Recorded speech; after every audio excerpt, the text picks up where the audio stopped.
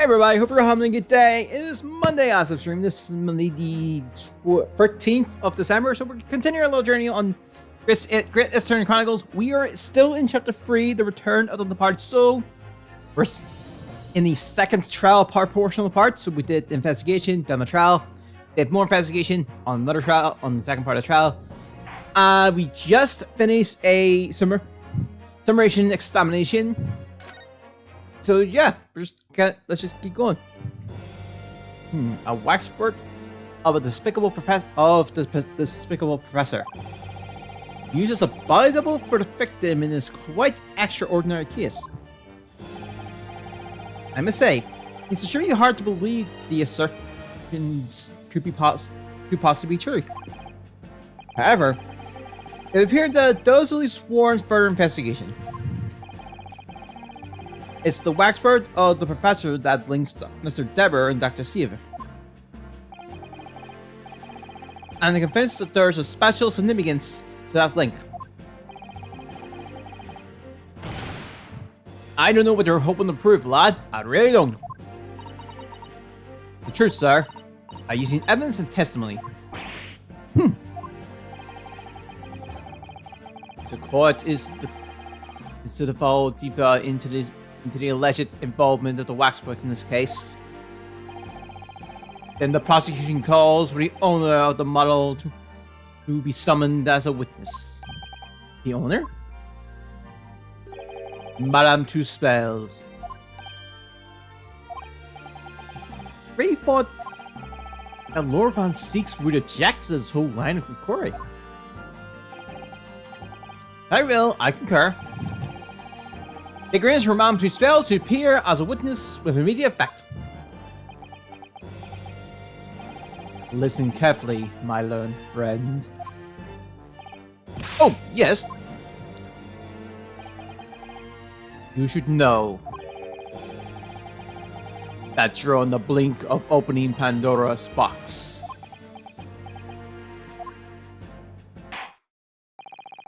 Court shall now adjourn for 45 minutes. During that time, the prosecution will summon a new witness and prepare her for taking the stand. Madame Two Spells, yes. I shall see to it at once, my lord.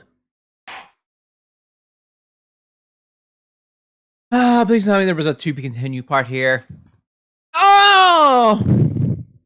No!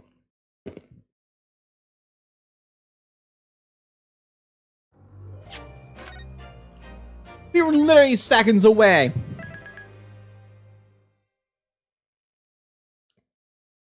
My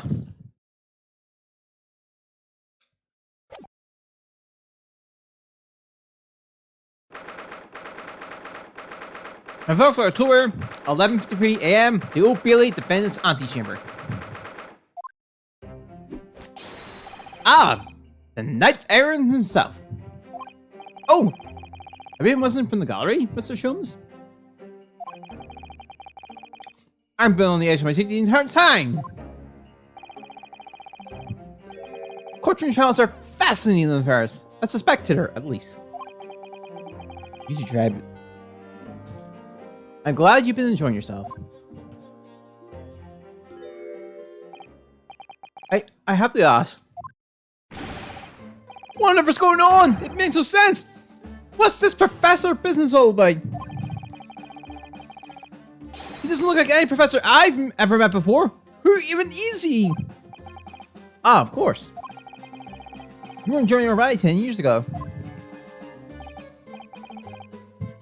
Yes, the professor.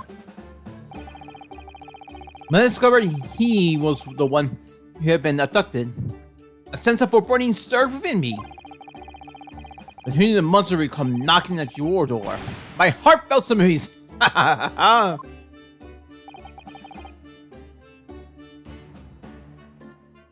it turns out, Lord Van Seeks is even more intimately tied to this case than any of us realize, isn't he? Yes, that's true. His great friend from university in the dock, and now a waxwork of the killer who took his esteemed brother's life makes an appearance too. I imagine even the shrewd Mr. Reaper failed not to foresee the kick in the teeth. That kick in the teeth. An extraordinary move on your part, my dear fellow. To throw that in front of the man. You make it sound deliberate. I can't help feeling that this Professor Kiss is really puzzling. It's very puzzling. It's very puzzling, sorry. Oh yes, in what particular manner? Well, there's Mr. Dever, Dr. Steve, and Lord Van Seeks. It seems that everyone in the show has a link to the Kiss somehow. Yes! In fact, I alone am not a member of the sect. If that leaves me as an empty set, all alone with no intersection to any other.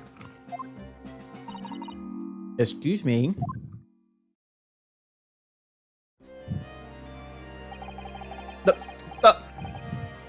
Dr. Sivif! Ah, Dr. Courtney Sivif. Nee Stevens. Good day to you. Hello, Sholmes.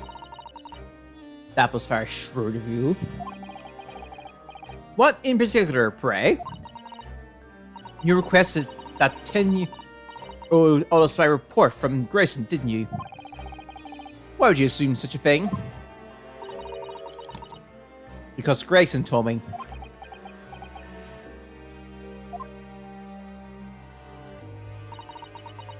To think that it's been 10 years. 10 years in the laboratory, wielding my scalpel. I smell nothing but corpses and disinfected.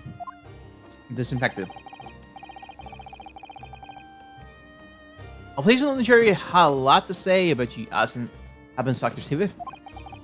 And I accuse you of being complicit in what happened. Complicit with what happened. I was hoping that you take to the stand and tell the truth about what really happened. That certainly won't be possible. Hmm? Lord Van Seeks won't be summoning me as a witness. Lord Strongheart has forbidden it. Lord Strongheart? The Pandora's box you were warned about. It's the Professor's Kiss. But please don't make the mistake of thinking you'll get any information about it out of me. Attempting to hide from the truth. That's cowardice! I've always fought crime in the way that I see fit. I have no regrets. None at all. And that's all I came here to say. So, good day to you.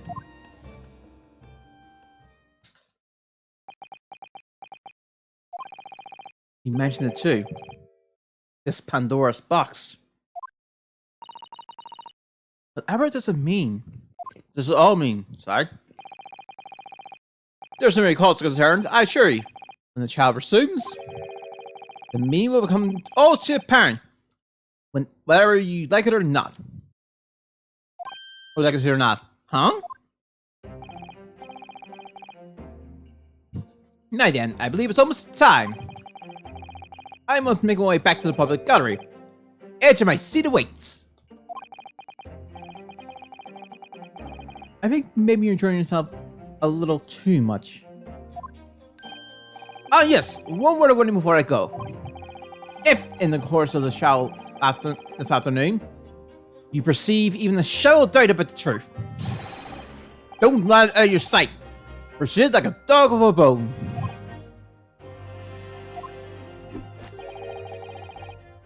To the better end, do you understand? Do not falter, whatever may come to pass. Whatever may come to pass. Alright, I understand. Thank you. Good. I should make myself scarce then. I purchased this bar. I purchased the bar camera earlier, and I should be knowing on that as you know where the truth.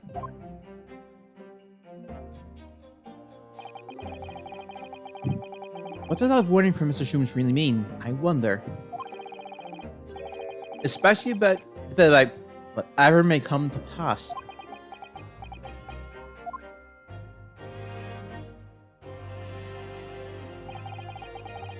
It's time for the final chapter then. And determined to find the truth. No matter what.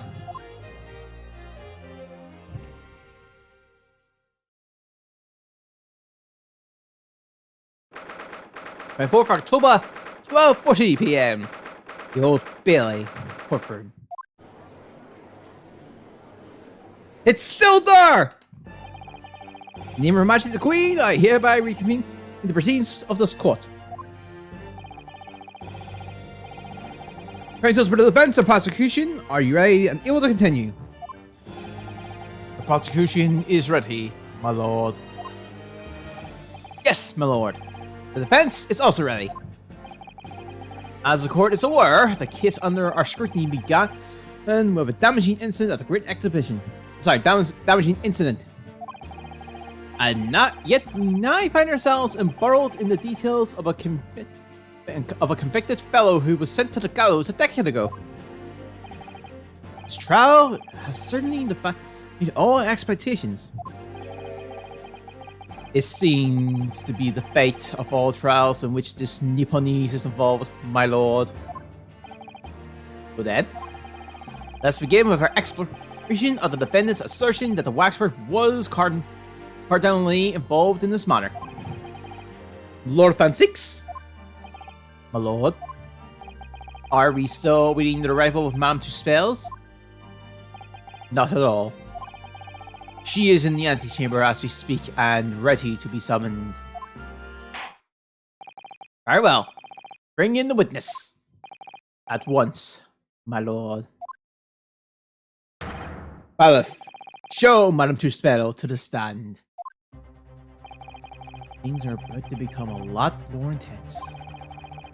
Whoever is responsible, as I'm sure he is, means that he must have an accomplice.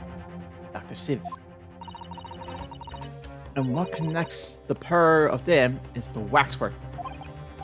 Yes, the model of the professor. That's the key to the link between these otherwise unrelated individuals.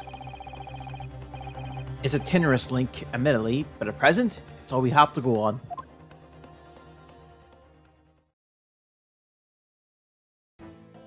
Holy sh... State your name and occupation for the court, please. My name is Madame Esmeralda Tuspel. I am a waxwork artisan. Also, I think she's doing a waxwork of Shums. And the proprietress of the Madame Tuspel's Museum of Waxwork. You will have to pardon me for working as I testify. My newest exhibit must open very soon. Oh, so he finally gets a statue, does he? There are two of them in the world. Oh my. What expression is he carving onto that face? A number of days ago, a particular waxwork model was stolen from your museum. Can you confirm this? Oui, that is true. At first, we believed it had been kidnapped. Waxwork model?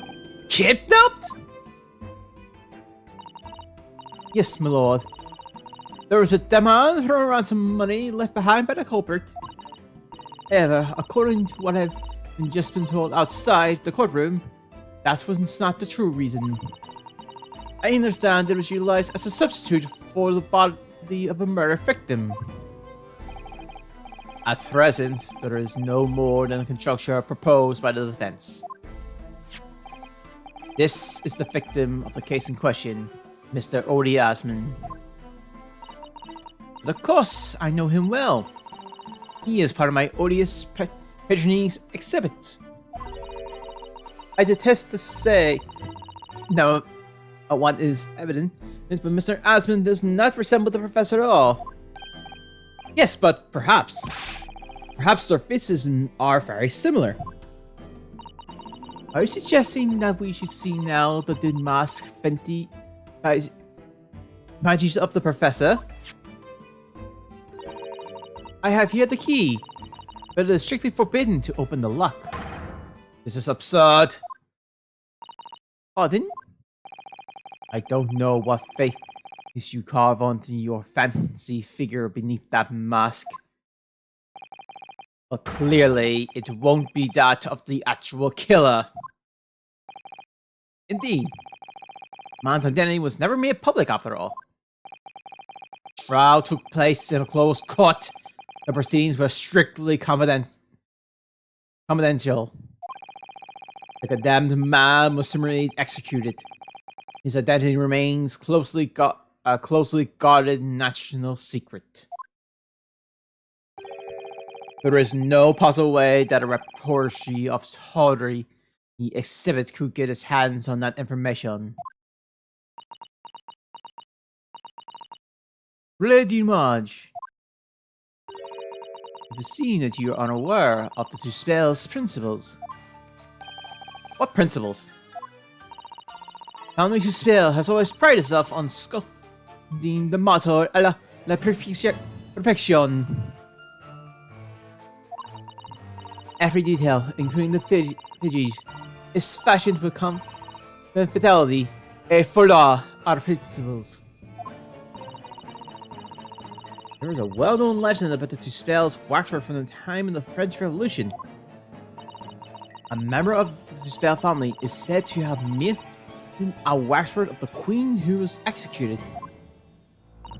Oui, that is true. It was a century ago now. I believe the queen's face was carved in the minutes following her death. Actually, at the guillotine site. You are correct. The motto is on display still today in the House of Horrors. We need to spell, so stop at nothing to attain a faithful replica of our subjects. Dear me. Somewhat disturbing tenacity of purpose. It is the only way to attain a truly lifelike representation of the subject. And it has been my family's secret for generations. Do you mean to say that beneath that mask, the true fidget, that the killer is there? This is ludicrous. It's out of the question. The professor spread terror throughout Great Britain. As a result, the Madame Tussauds special exhibit remains extremely popular even today. The killer, emerging from his own grave, is a sight to behold. You should come. I think, Madame, it would be beneficial to hear your formal testimony on this matter. You'll explain every detail of this macabre model and your personal involvement in its creation. With pleasure.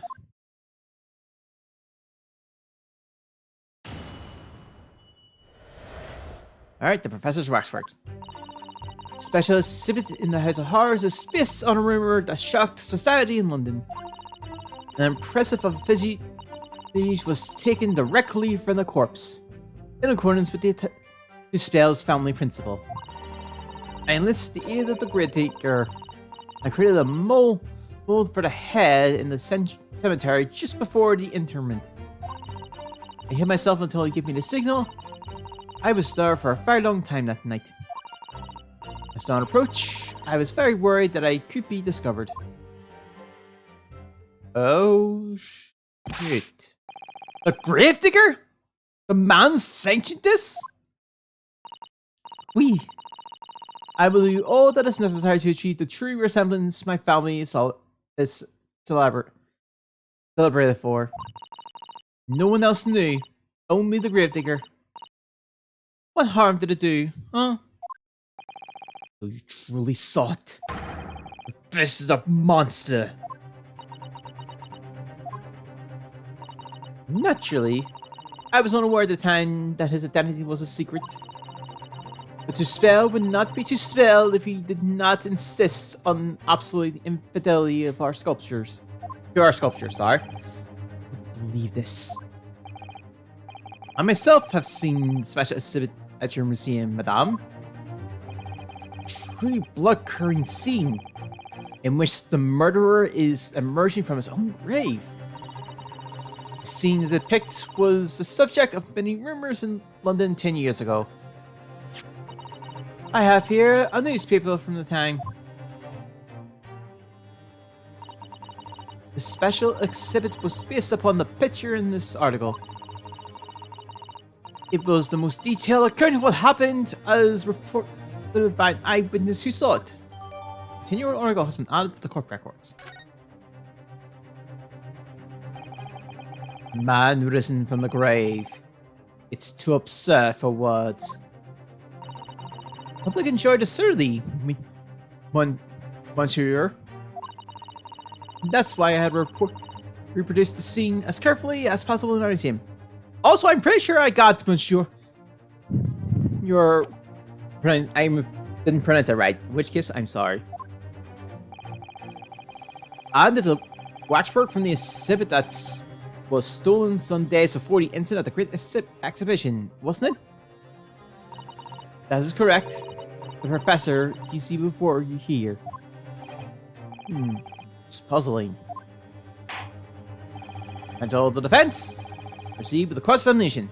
Is there anything else? No? Okay, just this. Man risen from the grave. Executed criminal returns. Oh, in the dead of night at the local cemetery. Mad sheep brown page. Ooh. Hold on. Unexpected phenomenon. Rips Oxfordshire region. Huh.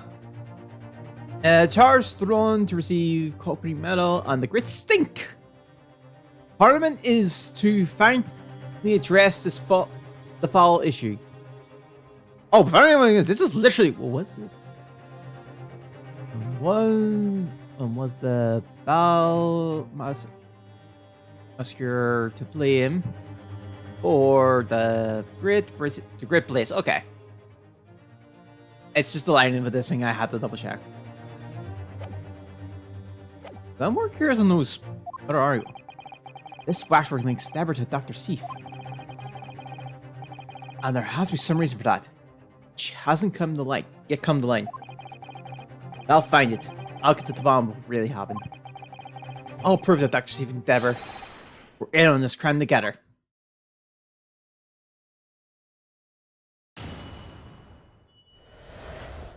Alright. Well, let's see it first.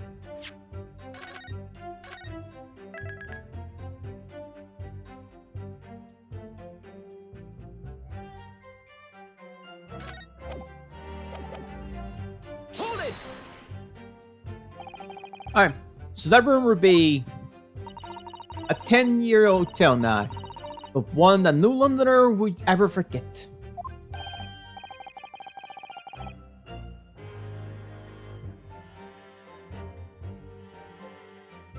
Oh, sorry. Oh, right, I know just what you're talking about, I think. Of course, it couldn't be anything else. Yes, that story will never disappear. Tale of the condemned killer rising from the dead. That is the center attraction of my House of Horrors.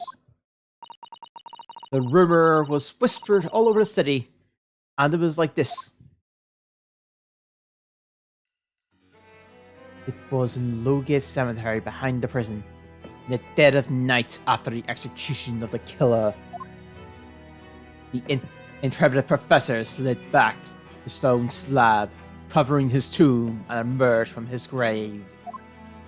A young man who witnessed this felt a scream welling up inside him. But an instant later, he heard an ear-splitting gunshot from over his shoulder. The bullet struck the emerging corpse, and he fell motionless once more. The scream finally found its way from the mouth of the young witness, who turned and ran for his life.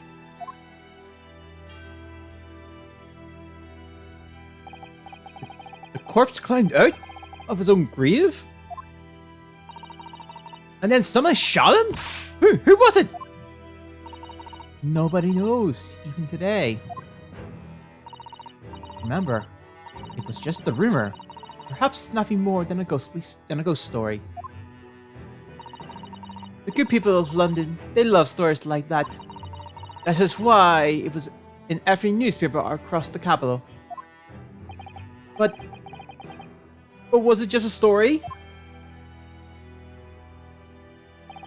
I mean, this is exactly the scene that can be seen today at your museum, isn't it? Especially as it was modeled on that very illustration. For a while afterwards, the contents of the article were reproduced in every newspaper imaginable. Madame, might I say something? Please go ahead, Mademoiselle. Mademoiselle. Yeah, Mademoiselle. Mademoiselle. Start. When something is described as a rumor, doesn't necessarily mean it's entirely made up. Actually, I want to make sure I got the sounding of that. Let me double check. I want to make sure I had the sounding.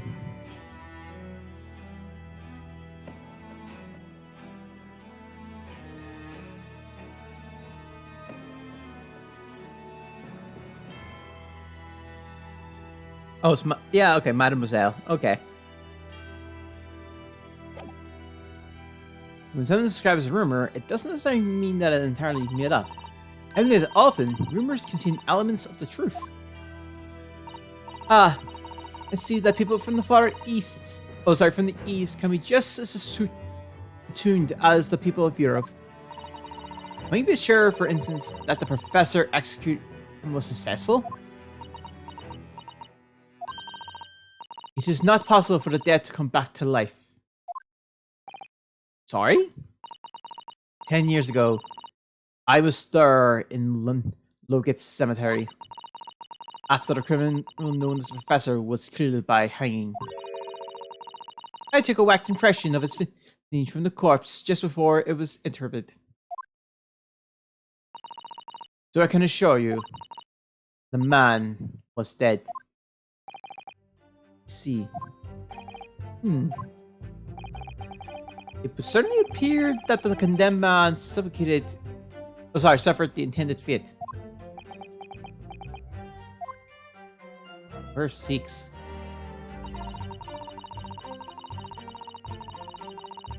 Hold it!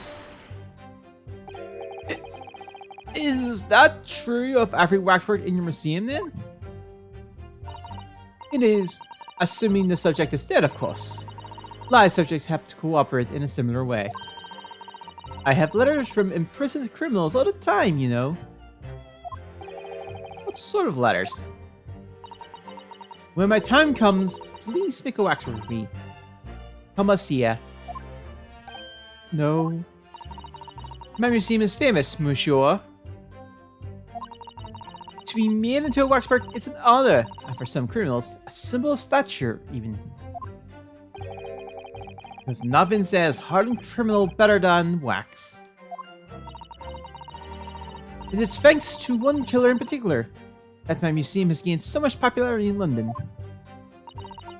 I refer to the star of the special exhibit, of course, the Professor, whose form you claim to have taken by taking an impression from the actual corpse. There is no exception to the principles of to spell.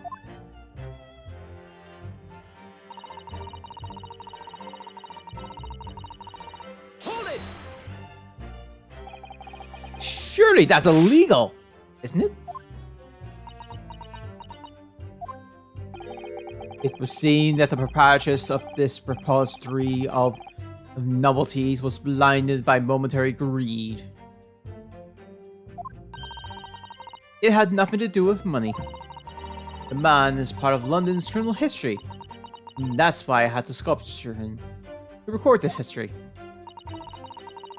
It is the raison d'être of the Spell Museum. But if the man was convicted in a closed court and sent for immediate execution, then surely nobody but the members of the judicial present know the killer's true identity. I assure you, behind that mask is is hidden the true face of the professor. Do you realize what you're saying? The professor's identity is a national secret! I understand. And now the truth is And now that the truth about the special exhibit has been revealed, it must perhaps close. Of course it will. As will your entire museum if you don't tread very carefully, madame. That could be another interesting chapter in the history of my family, I think, don't you? 10 years ago, on the night of the professor's execution, you took a wax impression of his face from the corpse.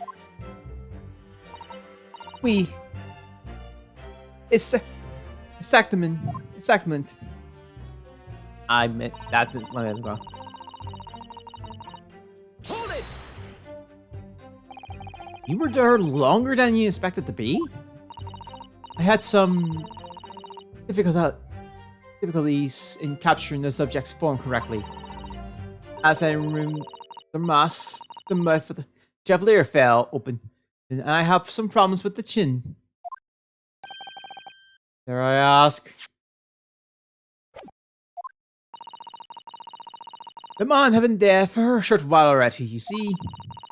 His muscles were relaxing and consequently his chin would not align itself correctly.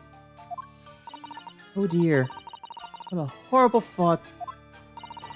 Under normal circumstances, I would have an assistant with me. However, that night I was alone, and as a consequence, I missed my preferred window of time. What do you mean? When I take an impression of visage of the Shadow Fleur, I always wait until 3 hours after death. Why 3 hours? Is that amount of time significant? It is because of rigor mortis. Rigor mortis? It is a name given to the phenomenon that occurs in recently deceased bodies. As a rule, 3 hours post-death, the muscles in the body begin to stiffen. By approximately 10 hours post-death, the entire body is completely rigid and inflexible. And then from that point on, the muscles slowly start to revert back to the relaxed state. The effect is often used to estimate the time of death when the body is discovered. Well, that was an education. That was an education, if a slightly scary one. As a mademoiselle says, rigor mortis come these 3 hours after death, and it starts in the jaw. I see. So that's why you wait. For a time, the mouth falls open, and it is very difficult to do my work. It's getting hard for me to do my work with all this talk of corpses. I wonder if that information the courts just heard from Mom Who's Spell. The information about the rigor mortis that you just shared with us. Do you mind including in your formal testimony? I believe it could be of significance, you say. Of course! I do not mind at all. I can't help feeling that after this latest topic, the atmosphere in the courtroom will become extremely grave. This is no time for jokes, Mrs. Sano. Madame, kindly amend your testimony as discussed. Bien sûr. It took me a very long time because it was before the onset of rigor mortis. Hold it! Rigor mortis being the phenomenon you described, whereby the corpse becomes stiff after death. I think you said that it starts at the jaw, about 3 hours post-death. Is that right? Oui. So you said that, of course, because the exact duration depends a little on the season. I didn't realize a waxwork artisan would be so well versed in the subject. No. This is only elementary knowledge in the field of legal medicine. Well, I had no idea about it. Maybe I would admit my ignorance by forensic science. I can ask my father to give you a very simple primer if you like. I think corpses should be your domain. I'm not good with them. Oh dear. I'll do my very best.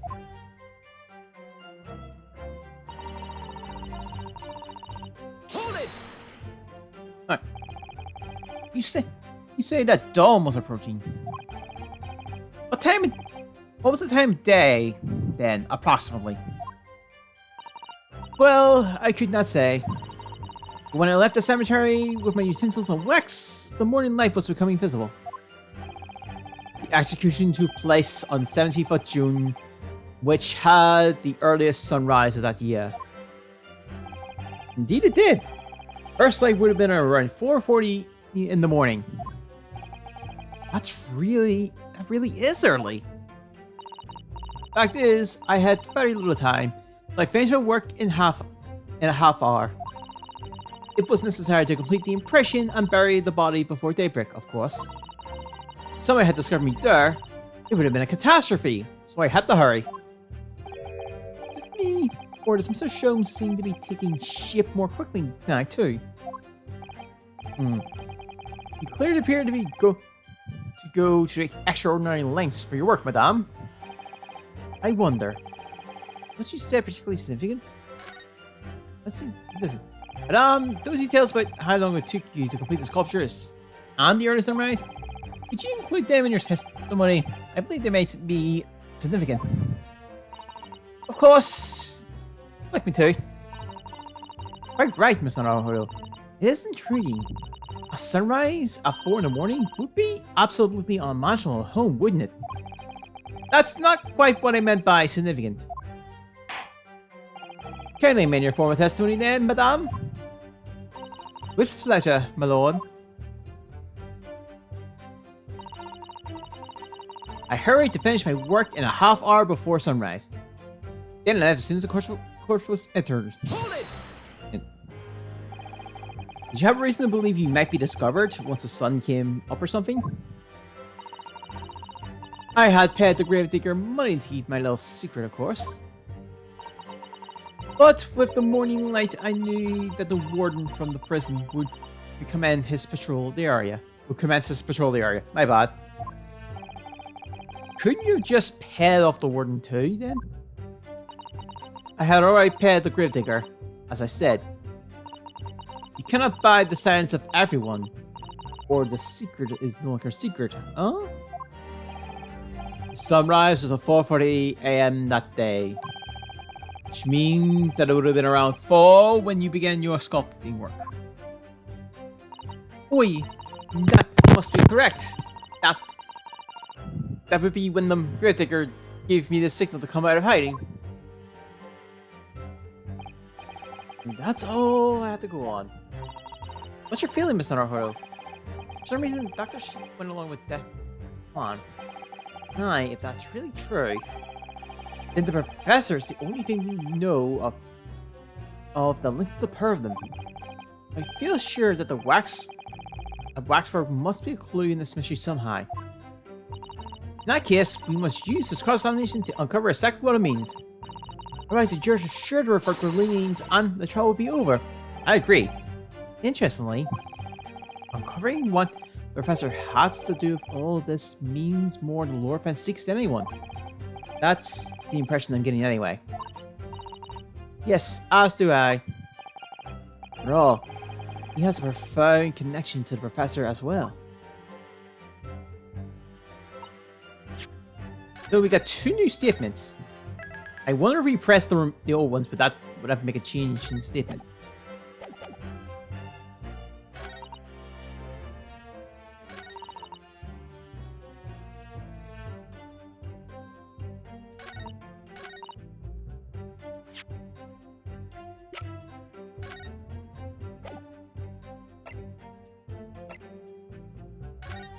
Open that up.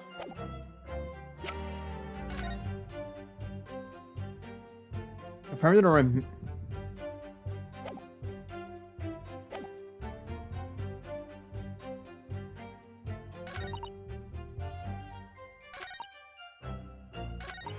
Yeah, let's press these other statements. We'll speed things up now. Just in case.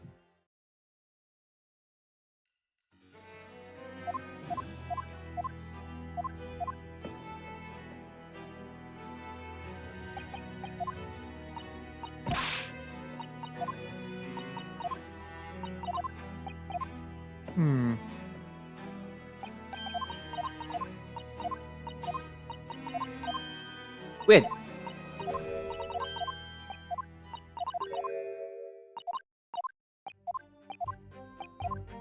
Okay, make no change.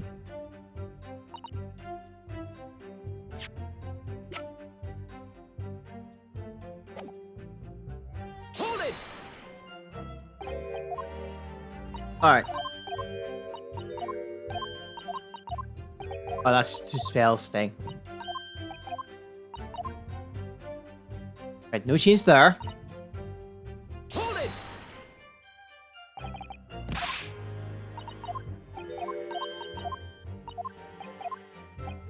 Nothing there. Okay. Which means then we have two statements, two change statements.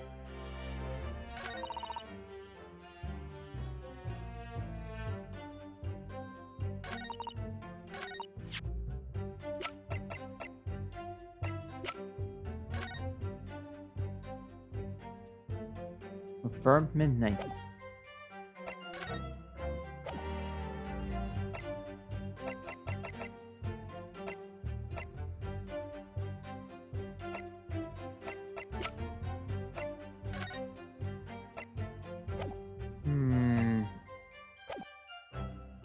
But how far before?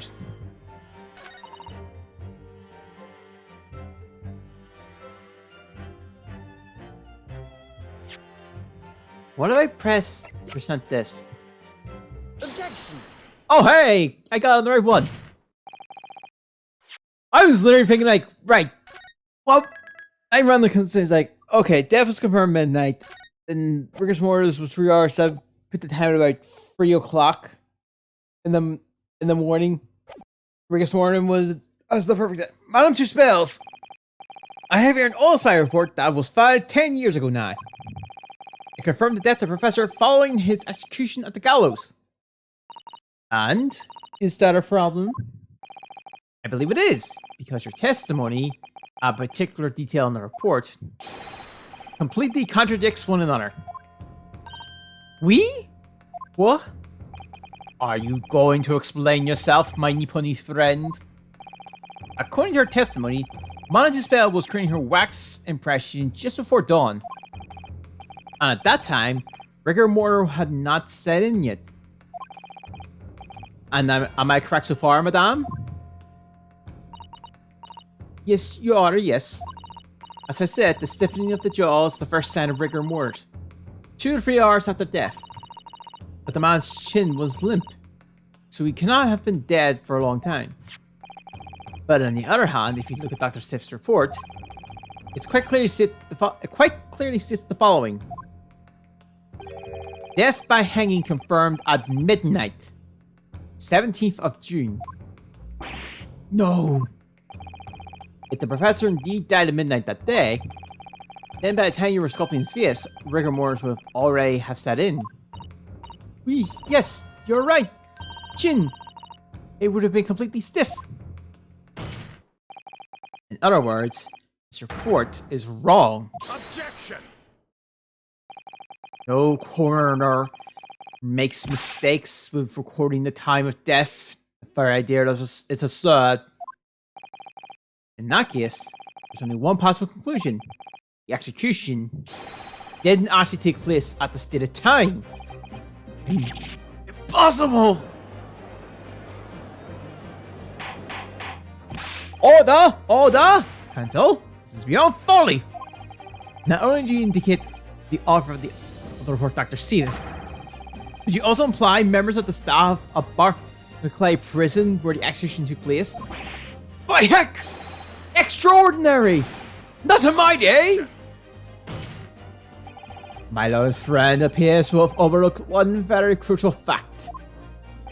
What fact? The professor died that night, without question. He did! Of course he did! I murdered the man's limp jaw with my own hand.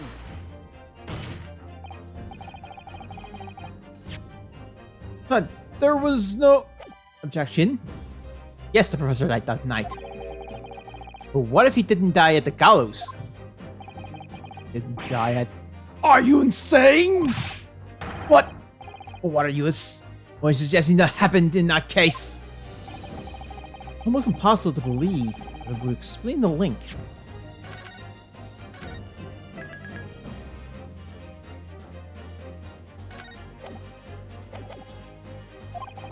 Between Dr. Sivif and the professor and that one other person of interest.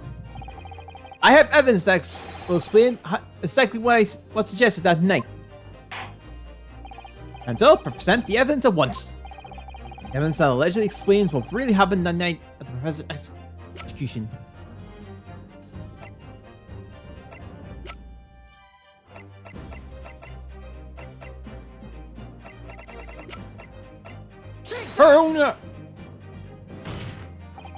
What happened that night is written very plainly in this newspaper article. Executed criminal returns in the dead of night at the local cemetery. You're suggesting it was a corpse coming back from the dead now? Well, if the article is to believe, yes. The professor assumed death following his execution, emerged from his grave, and was killed again. Objection! Don't be a fool! That's simply a rumor published by the gutter press. The gutter press. Can you be certain of that? Are you serious? The point is, as the gutter says, there was a witness to what happened. My word, yes indeed! Master Wee, the young man who stole into the cemetery by chance that night. Objection! Of course there was a witness. The story didn't write itself. But obviously the man made it all up. And in any case, that was 10 years ago now. There would surely be no hope of finding him. Objection! On the contrary, my lord, we all know this witness well. What?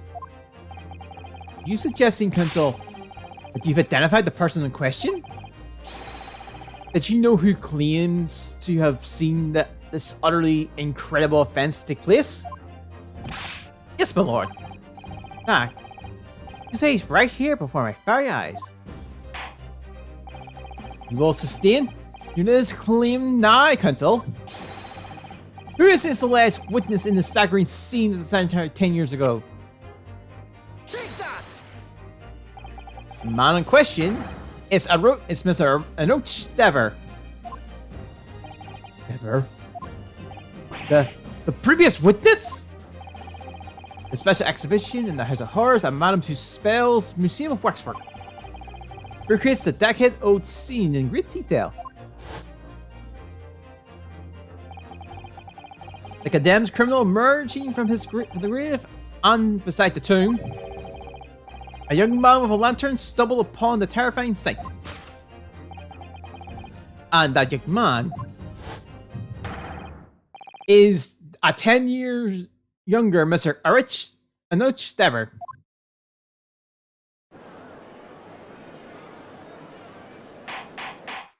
Order! Surely not, Counsel. Dever was there in Lowgate Cemetery. What is let's talk about Mr. Dever. Is the name significant? Of course, Madame Tussauds doesn't know, does she?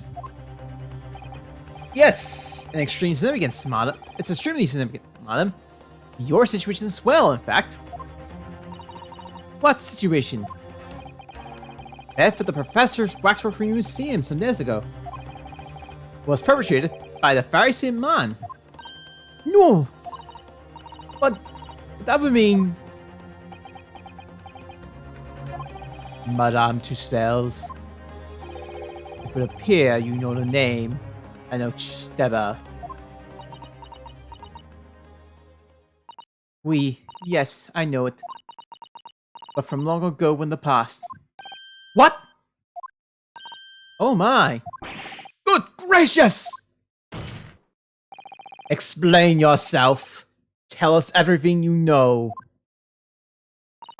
Yes. Yes, of course.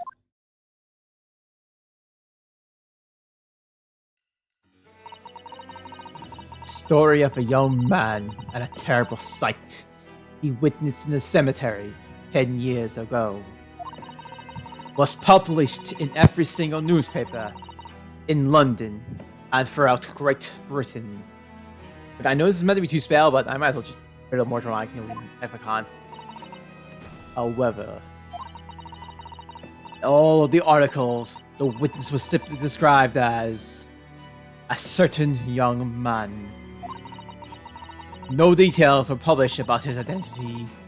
His name was never revealed. That is, apart from in one newspaper. The Daily Circus. It is a paper from which comes the article I have already shown the court. You're saying that his full name was only publicized in that article? It's me! Yes! Here it is! The university student who experienced a shocking event is Mr. Roach Debber, a disciple of science at the University of London, and the residence of its student's dorm.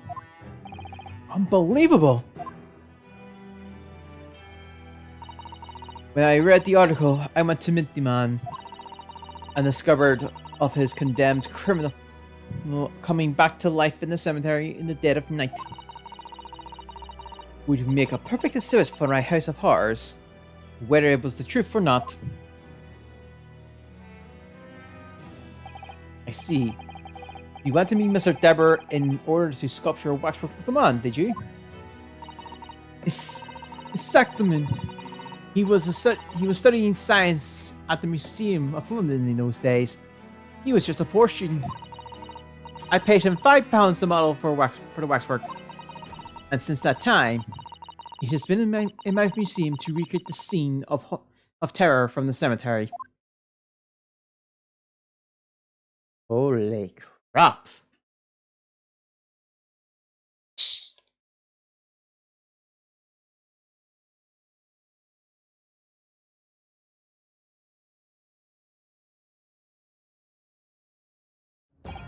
So, 10 years ago, a young man appeared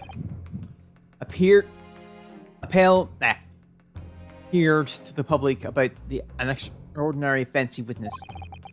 A criminal who had been put to death, emerging from his grave in the middle of the night. But the public treated his claim as nothing more than a muse as a glint. That was soon forgotten. 10 years later, the same man steals the waxwork model of the executed criminal. Up since today, to use as a body double for the victim in the case we're discussing here today. Even though the waxworks build is a poor match for the victim, and the face is secured by a mask. So the question is, why would the man do such a thing? Which brings us to 3 days ago, when the birdcage crashed into the Crystal Tower. The birdcage had in fact contained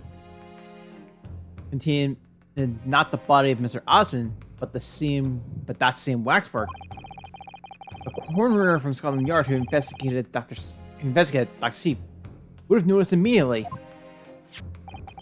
And yet, she submitted this all-spy report for the victim, which the court has seen earlier. Why? Because the waxwork was that of the professor. Is that what you're saying? Dr. Sif put her name to the document confirming the death of the condemned criminal who was still alive. A criminal whose apparent resurrection was witnessed by Mr. Debber. Sorry. But that misconduct was a deadly secret the coroner would do anything to protect. which is precisely why Mr. Deborah used that particular waxwork as the body double. Arrgh!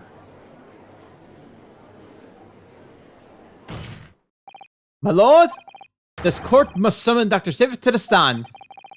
The defense is determined. Find out exactly how the coroner and Mr. Deborah are connected. But according to the messages I've received this morning through the prosecutor's office, Dr. Sivit is unable to participate in these proceedings. Is that not the case? She told us so herself, didn't she?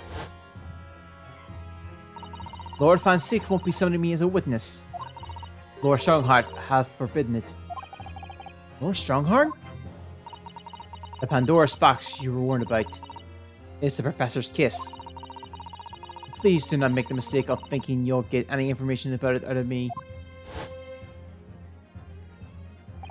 Something happened on the night of that killer's execution 10 years ago. Surely no one would want to get to the bottom of this more than Lord Seek. The prosecution calls for the instruction that missive to be scrapped. But Lord Van Sieks, the missive was issued from the Lord Chief Justice's office. Objection! The assigned prosecution has the final say on policy in any particular trial. In other words, me. Yes. Let Edward Stepper and Dr. Stevith both take the stand together.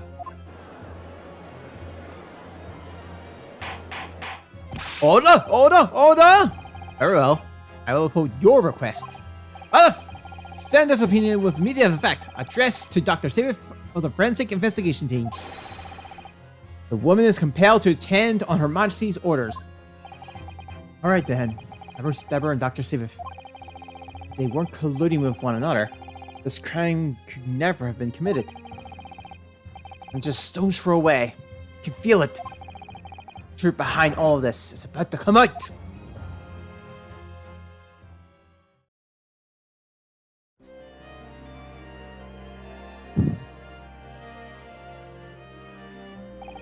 Thank you for your attendance at such short notice, Dr. Sivith. I'm disappointed in you, Lord Van Sieks. You've completely betrayed the agreed policy of both Scotland Yard and the prosecutor office. Betrayal is not in my nature, as long as the truth isn't compromised. If it is, if there's even a hint of wrongdoing, then no matter whom it concerns or disgruntles, I will pursue the matter to the bitter end, as with any prosecutor worth his salt. Mr. Deborah, you took the victim's life by means of a machine that you constructed in your workshop. And Dr. Sivith, as the investigator coroner, you were the first on the scene to examine the victim's body. It is the belief of the defense that you collaborated with each other and were both complicit in this crime. And where's your evidence? At present, we have no definitive evidence, but we do have a specific clue. What are you talking about? I'm talking, of course, about the waxwork. The model of the killer known as the Professor. He was sentenced to death 10 years ago. You don't need to tell me. I witnessed the man's execution with my own eyes. I'd officially pronounced him dead. That remains to be seen. Is that so? According to the newspaper's reports from the time, on the night following his execution, the killer came back to life. Don't waste my time. And the sole witness to that mysterious event was you, Mr. Deborah, wasn't it?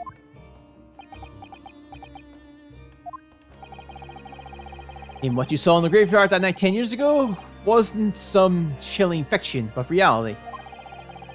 It would make you privy to a great secret of Dr. Civ. A secret so profound that it compelled the coroner to agree to collaborate in your evil scheme, in fact. Mr. Deber, tell the court, tell everyone the truth of what you saw that night in Logate Cemetery. He was the student who saw it. You can see the resemblance, actually, can't you? But the man who spells... Yes, sure, he's not going to claim that really what he saw. Especially not after all those years. He was a researcher in... Ah! The clever person who asked me. I'll get back to those stuff. He's a student's thought. You can see the resemblance, actually, can't you? With the man and Madame Two Spells, I mean. Sure, he's not going to claim that what he saw, especially after all those years. He was a research student at the University of London, was he? And a bit too clever for his own good, if you ask me. It's cool.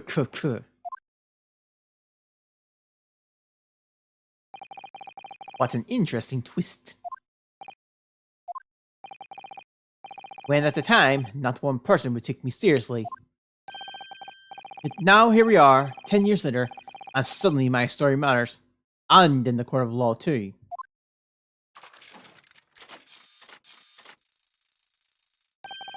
Very well then, if everyone so wishes. Let's be frank.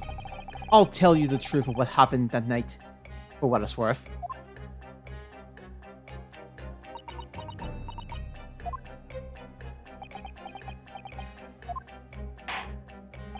So, Mr. Dever, Dr. Dever, your testimony please, about the events of that night 10 years ago.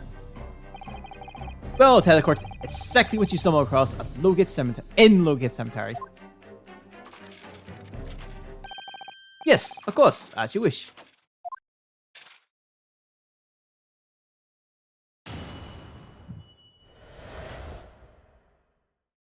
In the cemetery chain leash earlier.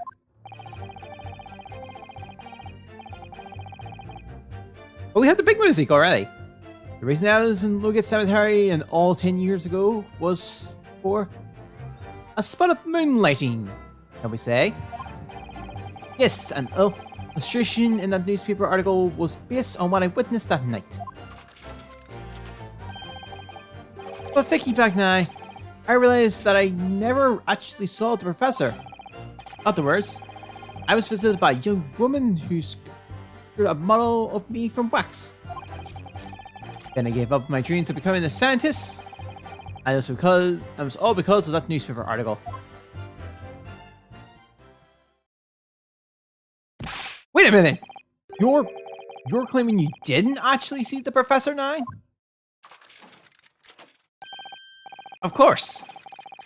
You have to have a few screws loose if you believe a course would come back from the dead. But you're saying this article is not worth the paper is printed on. I think it would describe it perfectly, yes. Arrgh. If the details of the article aren't true, it nullifies your argument for why Mr. Deber and Dr. Civ have been working together. He's discredited himself to cripple my argument. Tell me, witness. You claim to have been in the cemetery on some extraordinary business. Can you elaborate? Can you elaborate?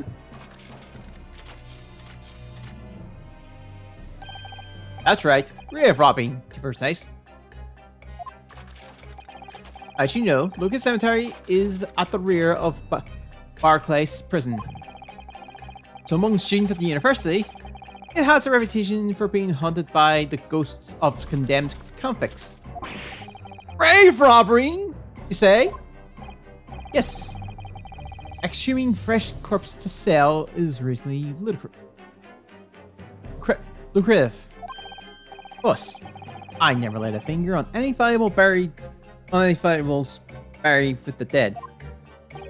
So you were the one of the so-called resurrectionists, a particular unpleasant scourge on society.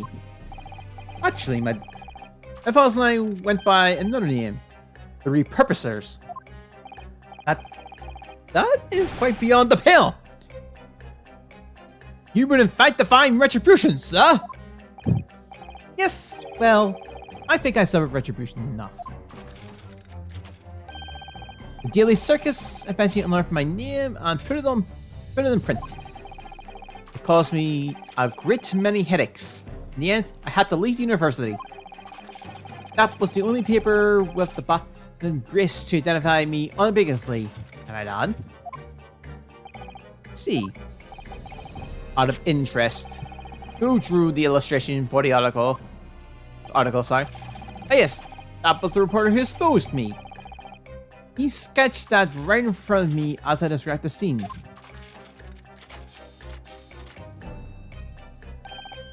Obviously, as time ticked on, I bitterly regret what I'd done, claiming to have seen something I never should have saw. Foolish, utterly very foolish. Well, counsel for the defense, you may proceed with the cross-examination now. At once, my lord.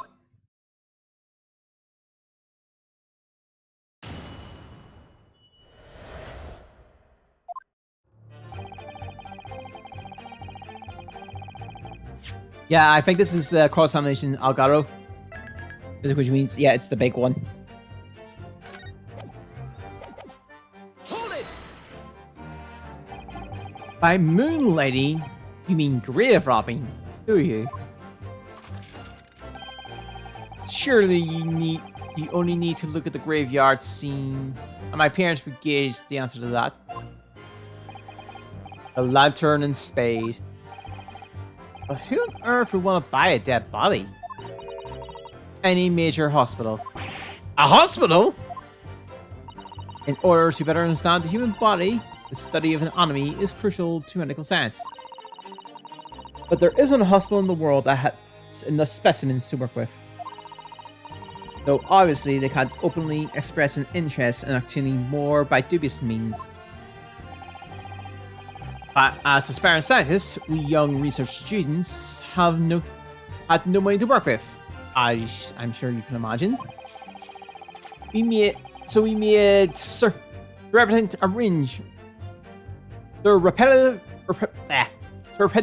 repetitious arrangements with the hospital via some of our medical students' acquaintances. We would never take anything of value from the grave. That was all for the branch of science, you see. That's what we all told ourselves every time we stole into the graveyard night, spear in hand. Realize body snatching is a serious crime. If you were caught, you would expect the gravest of consequences.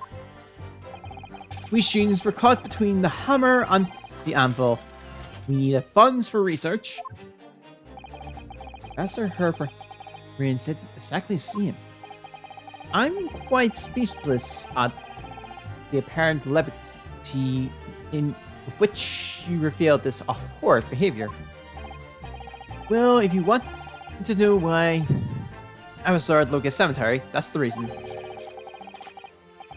But I never expected it in the way it did, that I regret to this day.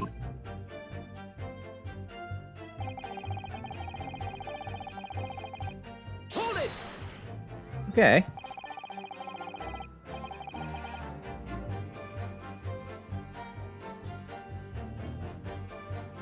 The strange happening in Lucas Cemetery, which united the decline. Which united and I, sorry. Not entirely. I ran to fetch the police at the time. You know, I was shaking like a leaf. But they did not believe a word of it. In fact, I was nearly arrested myself.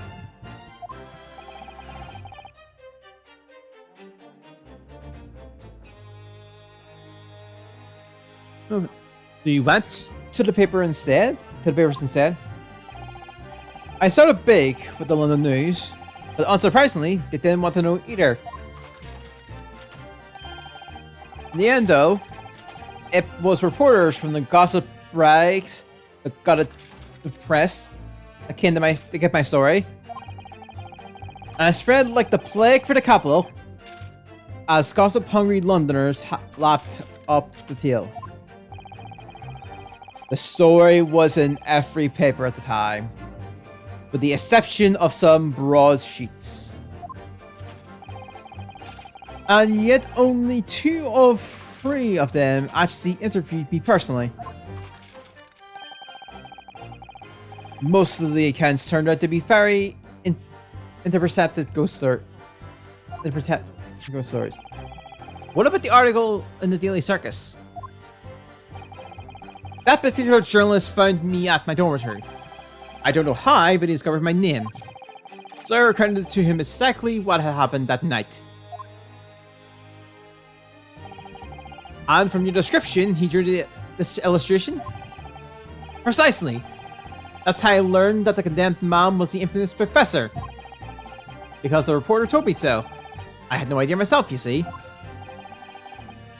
Newspaper reporters are wont to snoop around in matters that don't concern them. So the scene portrayed by the illustratress is accurate, then... Well...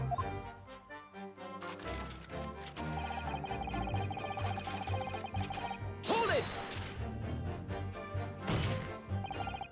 What are you talking about? I think I explained already, didn't I? Look at cemeteries at the rear of Barclay Prison. So it was renowned among us students at the university for being haunted by the ghosts of the condemned convicts.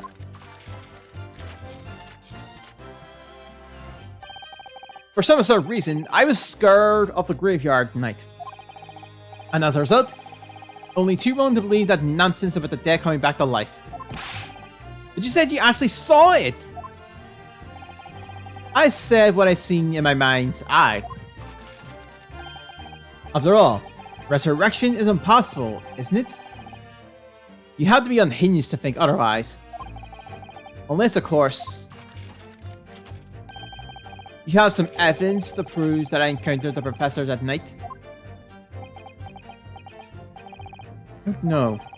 Is there any material evidence I could show that you really did see the professor? You have anything at all, Mr. Naruto? No. 90% of against that irritating back-cracking statement of his. The point is, that night was a pivotal moment of my life.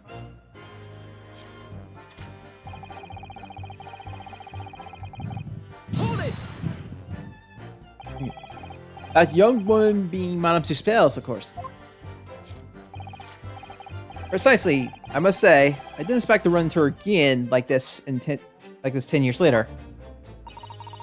As I have explained, I went by the name published in the name of the article. And como see, I found the man. Yes, the article in the Daily Circus, I think you said.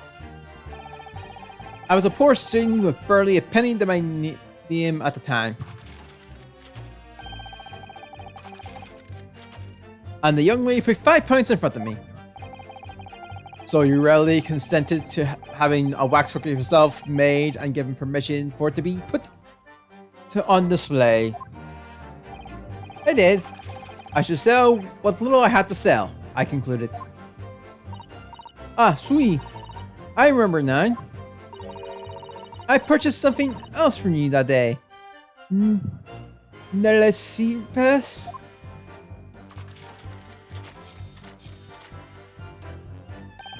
Did you?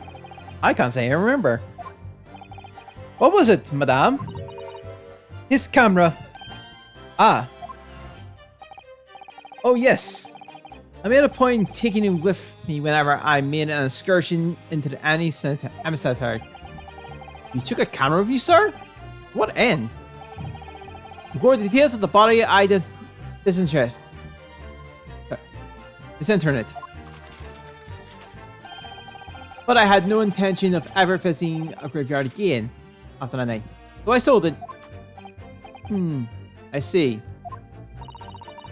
But I still have it, monsieur. It is. Okay. It is a part of the special exhibit in my House of Horrors. I am very curious with such details. It is a two-spell away. We see, Nan, that this is the very camera Mr. Death took him at to locate cemetery on the night in question. Yes, interesting. Oh, a detail updated. That updated my... Hold it! This article, you mean, published in the Daily Circus. Yes. Somebody informed the dean that it was my name that appeared in the article. And carelessly let slip that night after night. I was thinking of graves. Hardly a model student, you might say. The university's reputation was discreetly defied, and I was expelled as a result. Mondrus, I had no idea. And having been run out of the university, you find employment in a somewhat specialist trade.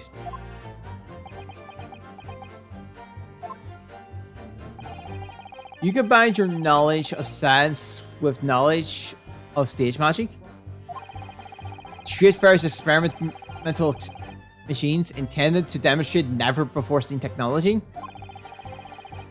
And you intended to use those deceptive machines to trick the government into private investors into giving you money.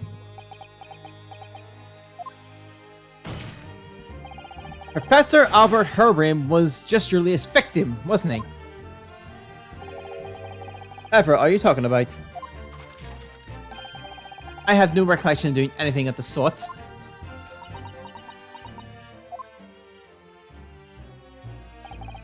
What Deborah's up to?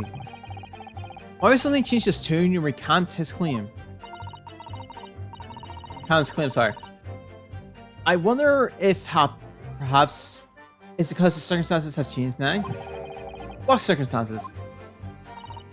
Well, if you missed the having seen the professor emerging alive from his grave 10 years ago, it looks exposed a secret in Dr. Steve's past that she would just desperately want to hide. Yes, of course. If Deborah and Dr. Steve are working together now, and Deborah were to betray her, then there would be no reason for her to continue to cooperate. In that case, there's only one way around it. I have to prove he really did it. See it. And prove he really did see the professor's corpse coming back from the dead as he originally claimed. Yes, Mr. Naruto. Exactly.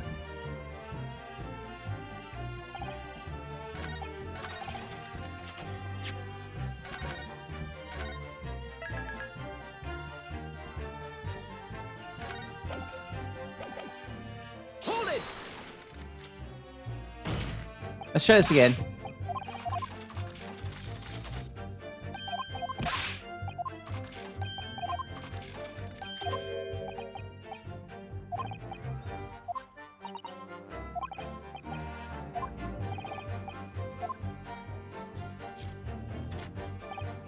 All right. Objection! Ah, nuts. All right.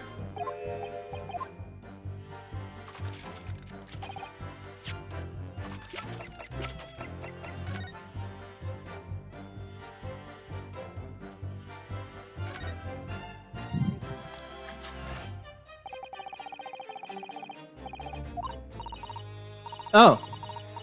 Yeah. Oh yeah, that's right. Isn't it incredible that this is the actual thing? I remember a piece of evidence would be displayed as well. She's very keen on everything being as true to life as possible, isn't she?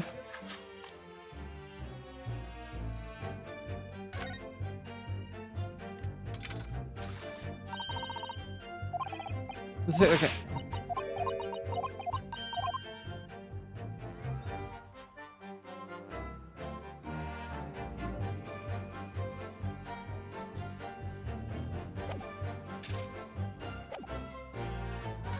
Okay.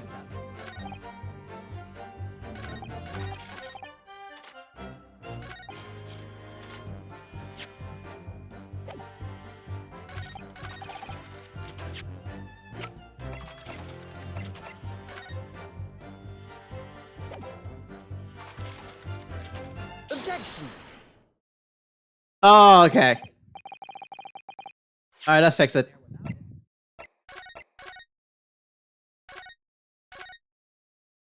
Sooner or later, we're going to use that. That camera's going to be important.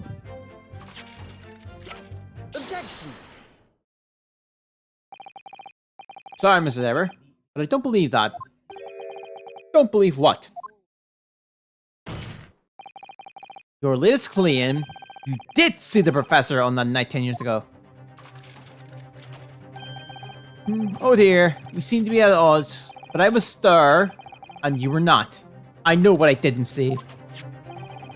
An illustration with this article was shown based on what you told the journalist that you witnessed. A figure emerged from the tomb wearing an iron mask. Yes, when the killer was tried 10 years ago, it was decided in the closed court ruling that the man would wear a mask to hide his identity. It wasn't to be removed even during his execution and substantial burial. Not even the prison wardens were able to see the man's face. But obviously, this profession of this mask was not public knowledge. So, Mr. Deber, as you just heard, a lowly student at the University of London certainly wouldn't have known about the circumstances. Sorry, a student of the University of London certainly wouldn't have known about the condemned man's mask, unless she actually seen the professor that night. It's inconvenient that the artist would have included the mask in that illustration.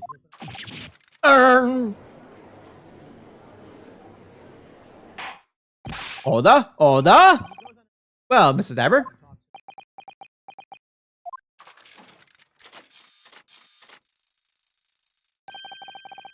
It's a file scene, isn't it? Look closely.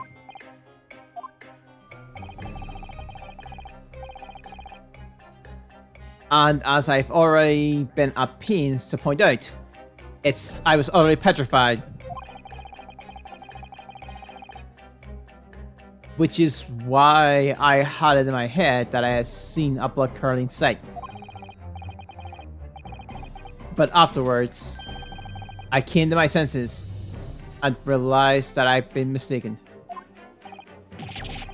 You're still saying you didn't see it?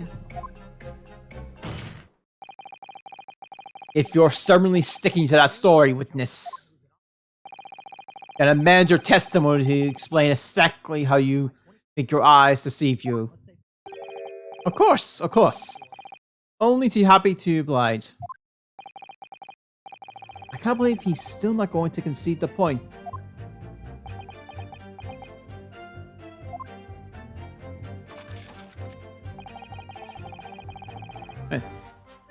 What I in fact witnessed was a fellow grave robber at work.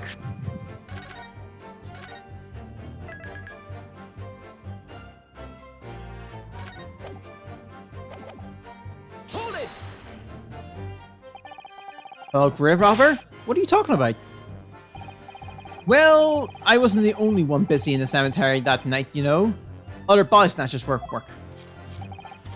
Of course, when I saw one emerging from the hole he dug, my heart nearly stopped. So that's the terrifying sight I actually saw, you see. You're claiming it was just another student on equally insalubrious business as yourself. Many of the medical students would wear metal masks to protect them from bacteria during the sections. Clearly, the fellow was using such a mask to protect his anatomy, wouldn't you say? Objection! But there's more to the story, isn't there? The article goes to say, in the next second, a gunshot rang out suddenly from behind. The bullet pierced the resurrected man's chest, whose breath then stilled once more. We might assume that the sexton heard the mystery in the work, perhaps, and fired upon one of them. If a gravedigger had shot someone in the cemetery, I think it might have been rather big news, my lord. Ah, yes, well, I can only assume it was an embellishment bolted on later by the reporter. Oh, she's quick. Excuse me. Madame Two Spells! Don't take it out of Mrs. Sholmes.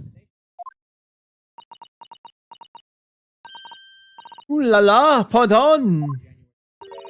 I was lost in my thoughts. Would it be fair to say that Mr. Dever's last remark was significant to you in some way? I thought it was a little strange, that is all. How Monsieur Dever could claim this now. Don't mind me saying, madame. What are you talking about? Well, when I met you 10 years ago at your university dormitory, you were acquainted to me about your adventures in the summertime, no? Including the gunshot. Stop! You might want to watch your tongue, you know. Objection. Have a care, Dever. That's no way to speak to a lady. Please, Madame Suspel. Carry on. Of course. According to what Monsieur Dever told me at the time, he did hear a gunshot from behind him, and the bullet hit the condemned man. I said nothing of the sort! No. You were very explicit about the details. About the mask that the figure was wearing. And the blood that splattered over you when he was shot. Enough! Shut up, woman! You're making all this up! That will do. Mr. Dever? Hmm? Yes? You refute the account just given by Madame Suspel.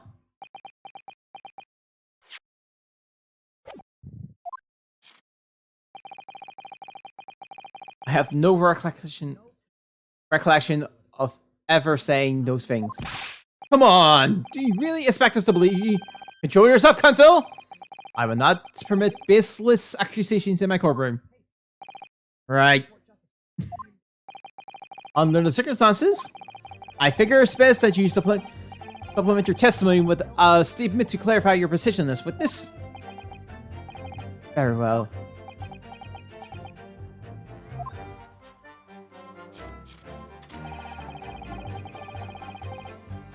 Hold it. There was no gunshot. Not at all. No plus fire. Yet Madame Suspel had testified that you told her about both of those details. Not sure. Not sure. I said nothing of the sort. 10 years have passed. But with material evidence to the contrary, you have no grounds on which to question the witness' words. Tell me, Madame Suspel.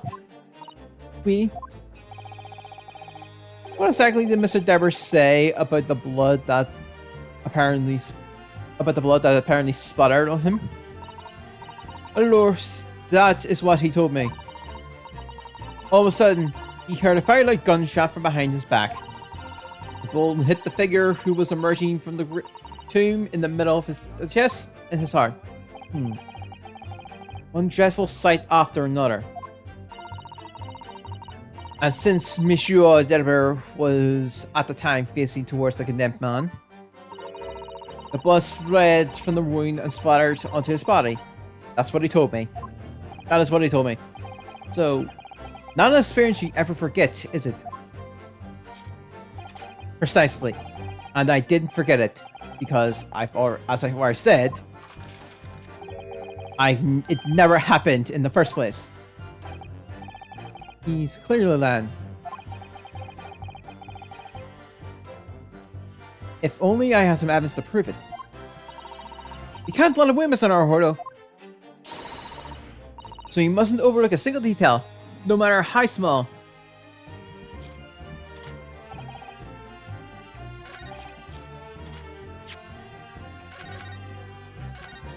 Okay.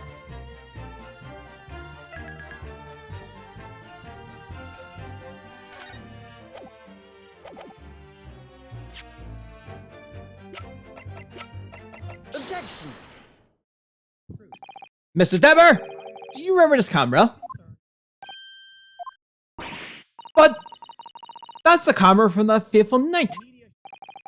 Yes, we borrowed it from the House of Horrors. It's a camera you took with you to the cemetery that night, Mr. Dapper. And is that supposed to be significant? This kind of camera is rarely seen in our homeland, so my colleagues and I were keen on examining it closely. We noticed that the lens extends forwards on the end of some bellows. Like this. Hold it! What's that? That's just on the bellows. Looks like dark red stain. Arrgh! That's right. It's a rather conspicuous mark here on the bellows, in fact. Good lord, are you suggesting... Yes, my lord. It appeared to be a splutter of blood. Something that could be confirmed with a simple chemical test.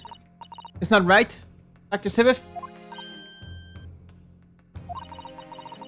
It would be difficult to determine if it was human blood and not the blood of some animal. But yes, the test whether or not it's blood is all simple enough. I propose that Madame Tuspel's testimony was correct. And not on the night in question 10 years ago. You were splattered with blood from the gunshot wound. Well, And that furthermore, you really did witness the condemned professor emerging from his tomb.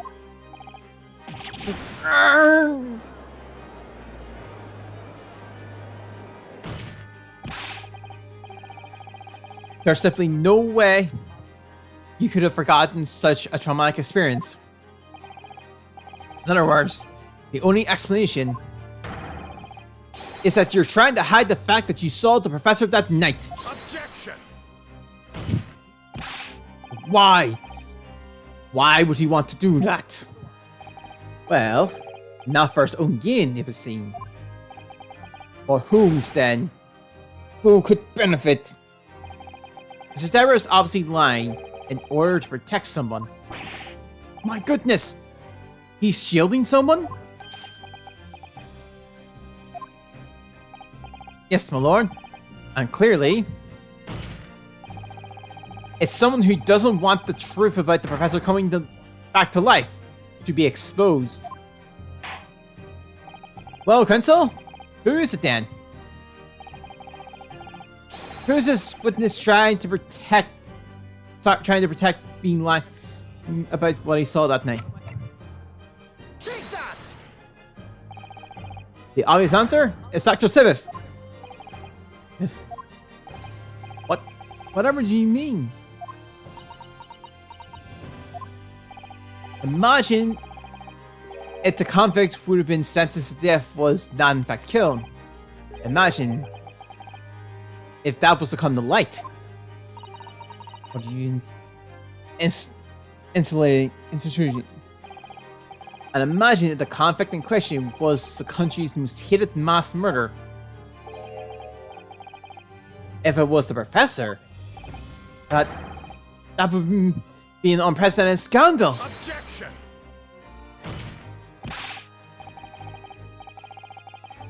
This is beyond a joke.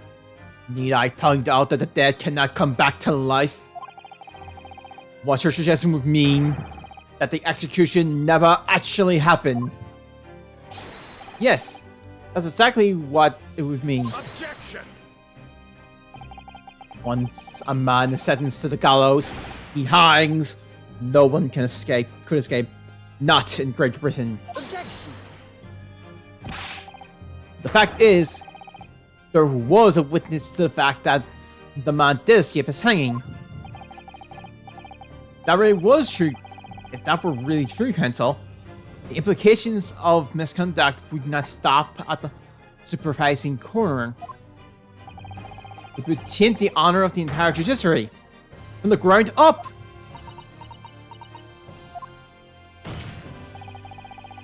And it's exactly because of those monumentous repercussions that Dr. Safe would consent to any demand made of her by someone who threatened to expose the secret, even if that means being complicit in a crime. You mean? I mean that Dr. Safe wasn't collaborating in Mr. Deborah's wicked scheme. She was coerced into collaborating in order to protect her decade-old secret. She switched the dead body of Mr. Osmond with the waxwork model and fabricated the Ozai report. Ah!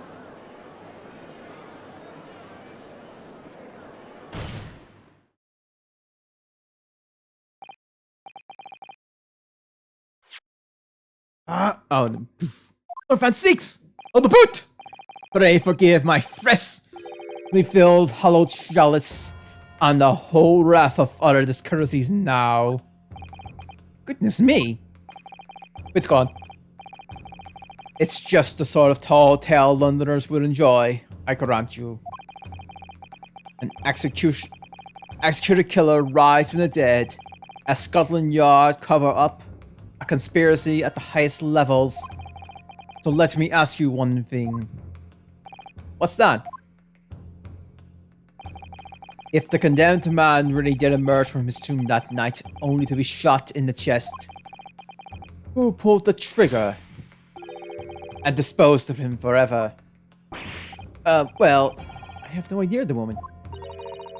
We have too little information to work that at present, I think. Couldn't agree more. The old Billy is no place for wild fantasies. And have you considered this, my learned Nipponese friend? Considered what? Do you realize just what a dangerous endeavor it would be to coerce this woman into such criminal activities? It's tantamount of declaring war on the entire British police force and judiciary. What? Hard to imagine any sum of money being offered for research could warrant it. To rely on some serious deception when so much as a stake would be madness. Well, I suppose I'm saving because I have a bad feeling what's going to happen.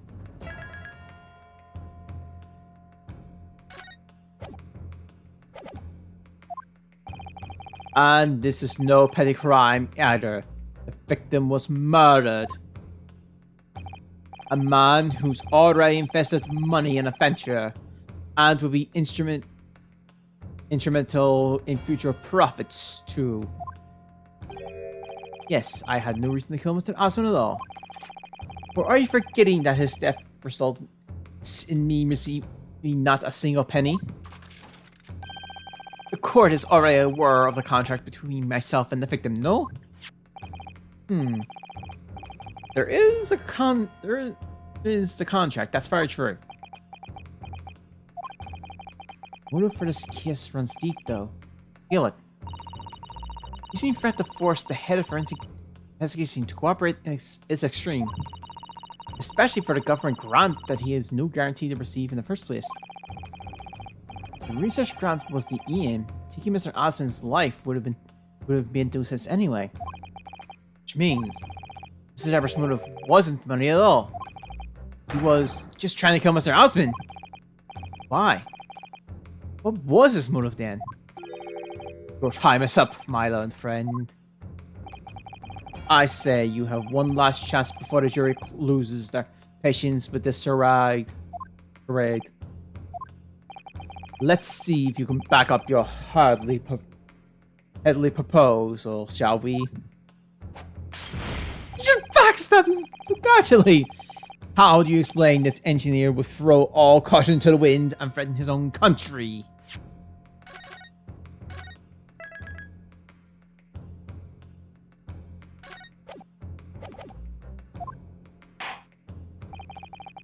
At this point, I'm not prepared to listen to more of this outlandish conjecture without proof. Lecanto, present your evidence. Alright. Who exactly is Mr. Osmond the Depper? There's a connection there that no one's seen yet. We're gonna have to present 2 pieces of evidence to show what it is. Hey, uh-oh. Yes, my lord. The evidence has established a motive and explains why the witness won.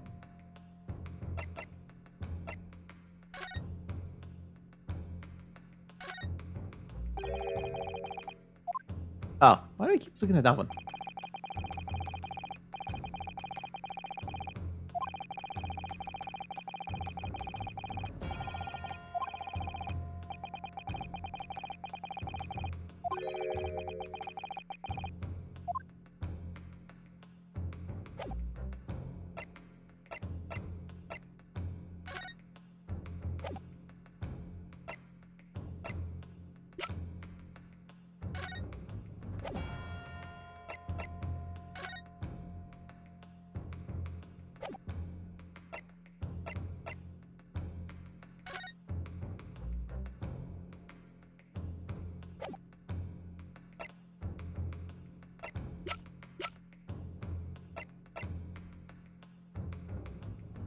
I'm gonna try this. It's crazy.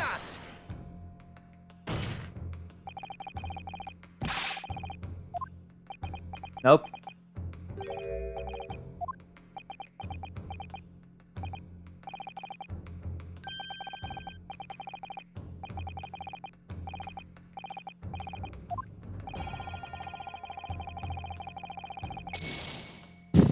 A fountain.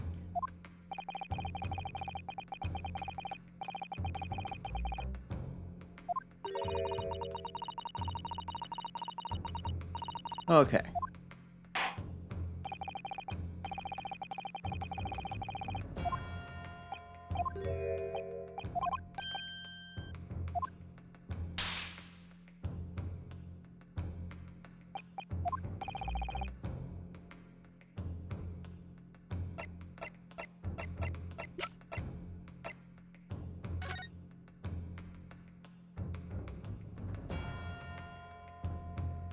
What be this, would it? Let's try this. Oh! It is a newspaper article, my lord. That was written 10 years ago. And every detail has been examined already. What can it possibly tell us? Dribbles should never have been written. Its typical gutter press nonsense means nothing. Yes, on its own, it isn't precipitous. However, consider alongside another piece of evidence. It will completely explain your motives for wanting Mr. Osmond dead. What other evidence? Until you'll present your supplementary evidence without delay. The evidence, which cross-referenced the newspaper article, established from with that.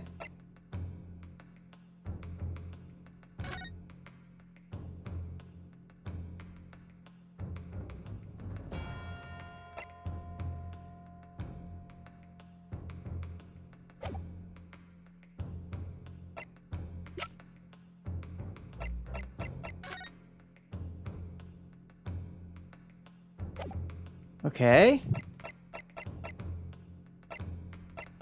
I think I can consider is that the all spy report, the trophy, or ahead maybe? I've got 2 options here. Let's save. I'm gonna take a little damage on our roll here. Let's try the head.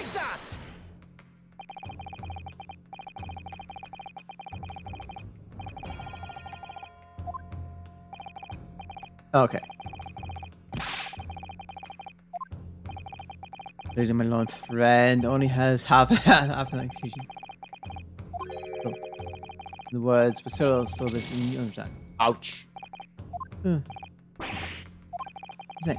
It's playing syllabus, not syllables.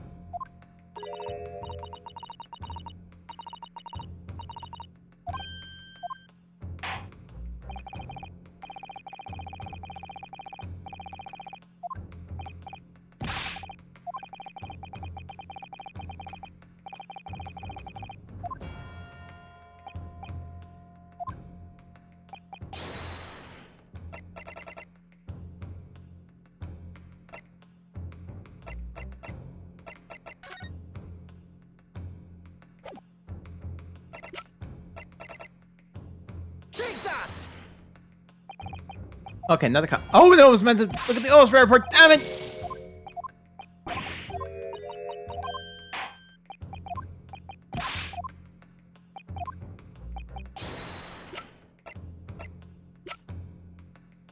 Take that!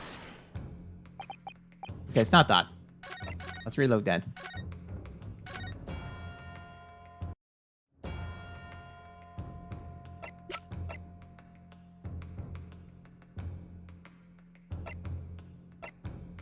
Take that!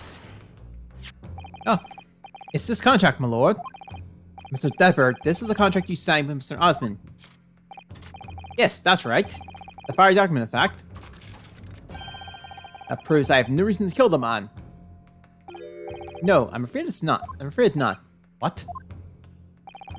There's something very significant in this newspaper article and the contract have in common. Really? And it's that common link. That shows so clearly why you were so determined to kill Mr. Osmond. Osmond. It seems that events has uncovered something the rest of us have missed. So, my little friend, point out what those two pieces of evidence have in common. What is that?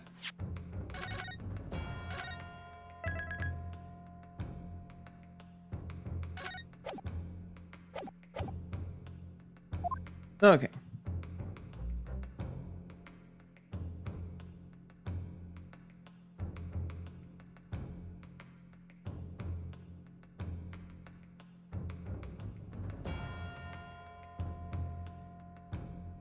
Oh, I didn't even see that! Take that!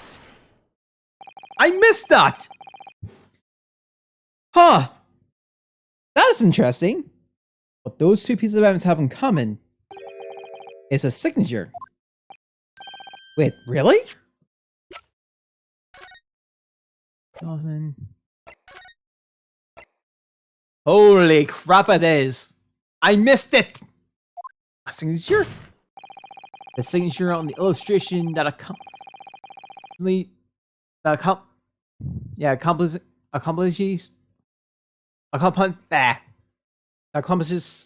is a 10-year article, and the signature on the contract belongs to the same person. What? As the court has heard, the illustration was drawn 10 years ago by a newspaper reporter who found Mr. Deborah and interviewed him about his ordeal. If you look closely, the reporter's signature can be seen at the bottom right corner of the drawing. And if you look at the contract here, which is signed between the witness and victim last year, you can clearly see Mr. Osmond's signature at the bottom. Let me see now. Good lord, yes! They're identical! In short,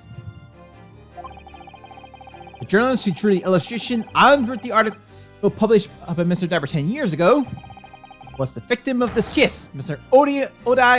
Osmond.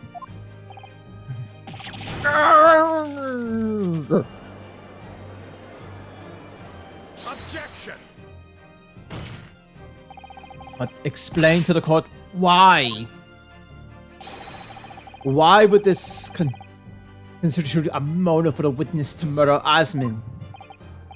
Well, if you think back, You remember that Mr. Deborah talked about that article in his testimony? Grave robbing, you say? Yes. Exhuming fresh corpse to sell is reasonably lucrative. That's quite beyond the pale. You would in fact defend retribution, sir? Yes, well, I think I suffered retribution enough.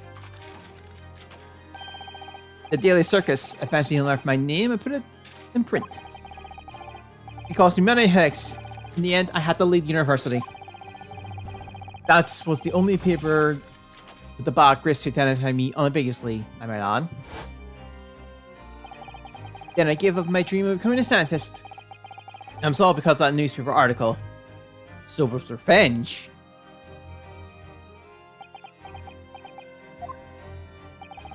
At the time, you were a student in the University of London who dreamt of becoming a scientist. However, a single newspaper article changed your entire life. Mr. Osmond used to be a newspaper journalist, did he? He did, my lord. In fact, it was widely held belief that Osmond managed to position himself at the heart of his criminal network. Thanks to the many dubious connections he made during his time as reporter. So you had to give up your dream and leave university. You lost everything. Eventually you found yourself working in the field of science. But only in the shadows. And all because of an article written by Mr. Osmond. Enough!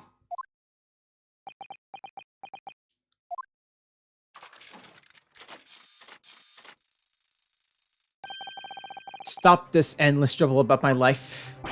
What? Explain yourself, Mrs. Deborah? Yes, it's true. I had to leave university as a result of that article. But it was just the straw that broke the camel's back. What do you mean? Almost every student of science in the facility was too poor to actually conduct any research. But they struggled on with their hypocrisy anyway. We all did, only to have it taken away by vultures. Sooner or later, you know your ideas would be stolen and patented by some veteran or other, after all. Gracious. Making a name for yourself as a scientist in a climate like that? Was a miracle only a select few geniuses could ever hope to achieve. Personally, I wasn't one of those geniuses, so it was hardly worth a wrench. Being forced out of the university because of Logit was the best thing that could ever happen to me. Objection! So, Deborah, do you genuinely believe that? Of course I do! Who's better placed to know whether or not I possess a talent for science than me? I'm sorry to say that your words don't ring true at all. How dare you! And I have evidence to prove it. How are you in the position to say anything about me? I don't know you from Adam. Fine, if you think you have evidence, go ahead, show it. Could possibly have disproved the idea that I was happy. What could you possibly have to disprove the idea that I was happy to leave university because I lacked talent? Trophy.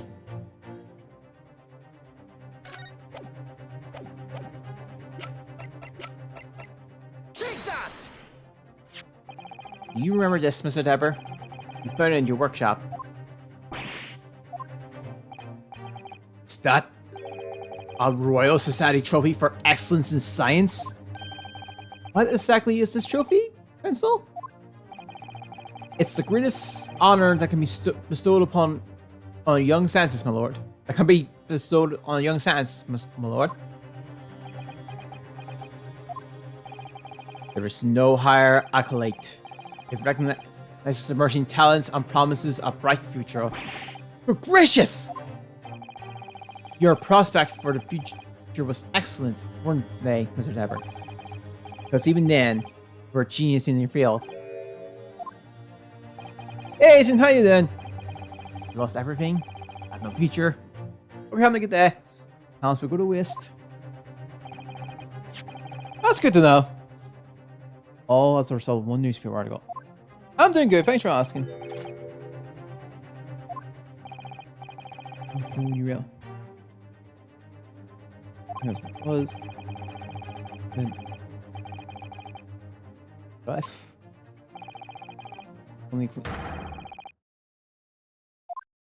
Huh. Oh yeah, this is a Sims case. Same case as a while back. It's very low.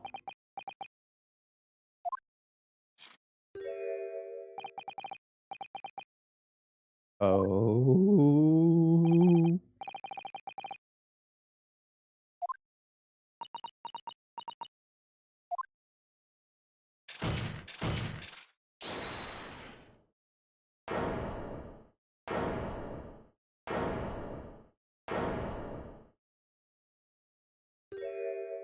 Dr. Sif.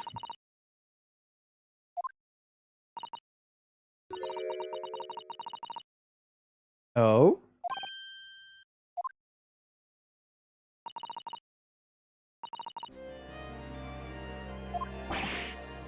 Oh, that was not what I was suspecting.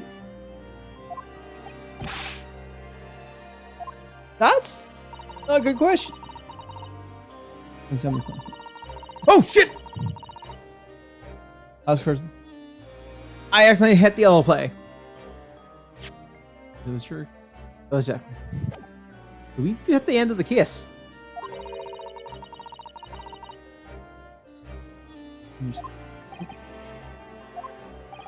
No. Lord!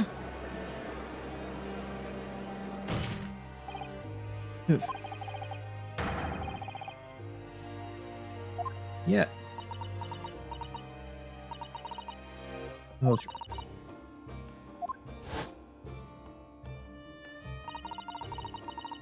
With the crystal tower and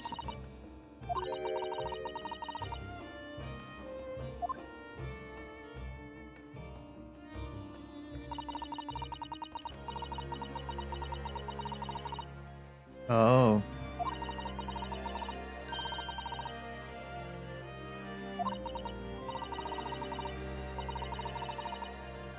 Mm-hmm. Oh, Dabber, you bastard! Okay, I do apologize for that, but it had to be a thing.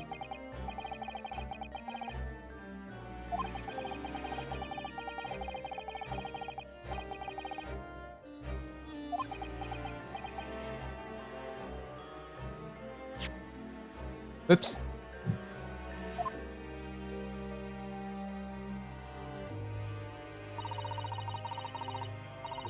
Everything. Wow.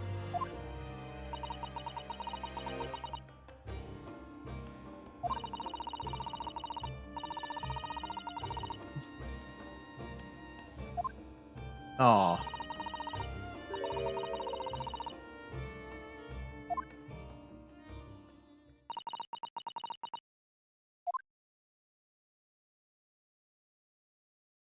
Was not.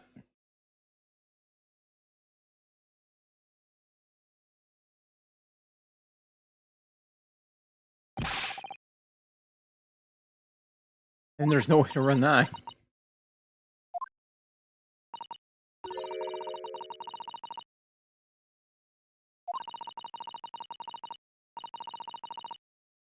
So it was Pandora's box did open.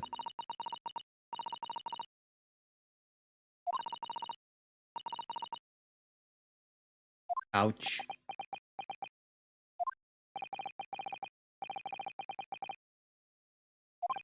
Okay.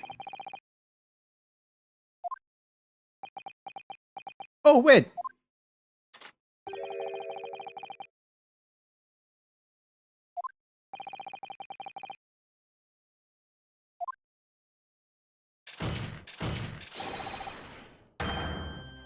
Ah, oh, damn it. So close.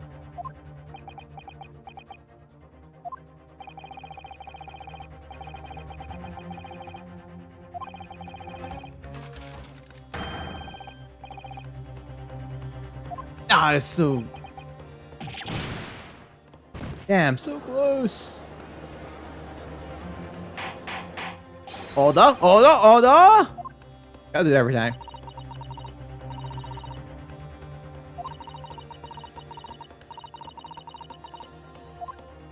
Okay. This.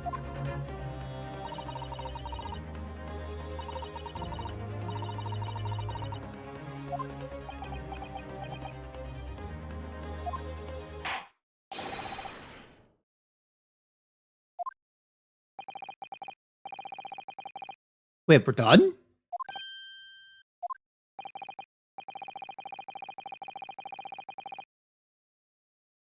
On. Right, we kind of went off that track. Damn it, we got so far to the other direction, on one direction, we forgot about the entire defendant. I feel sorry for Professor, he just kind of got left on the side. We all got on the bus and tried to solve this thing.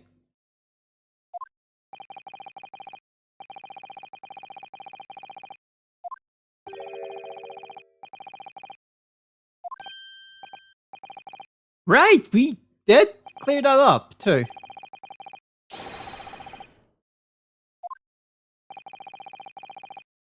We? Huh.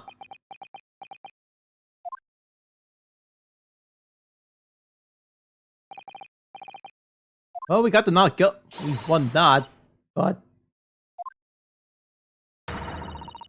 something doesn't seem right. Although, to be fair, this one's different from the last game, so fair enough. I'll take it.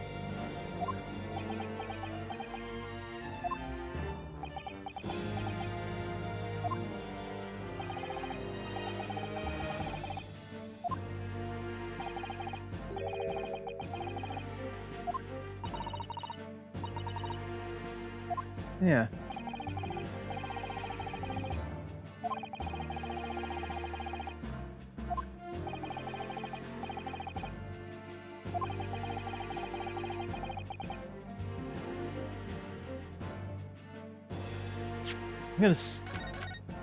I'm actually kind of curious to see if we can push forward or not.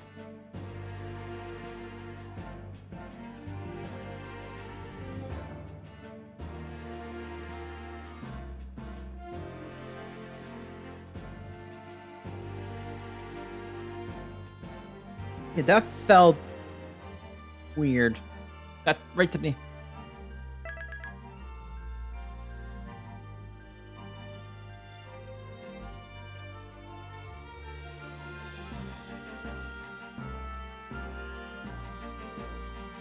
Yeah, we can keep going.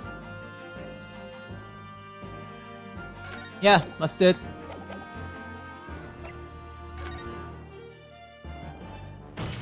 Objection. And subjects to the trial. Okay.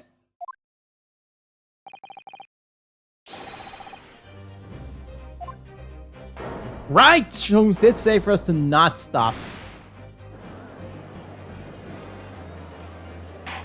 We're still a breakdown away, so yeah, that does fit. Okay.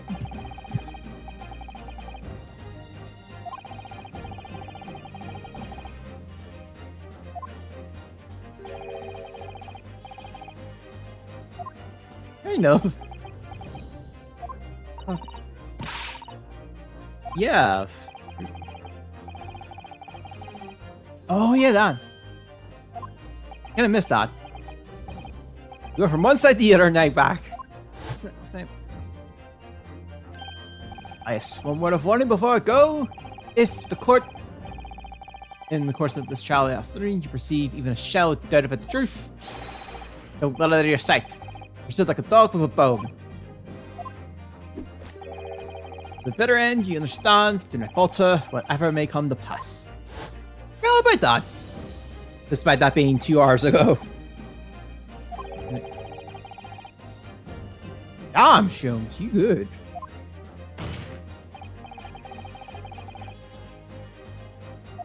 Okay.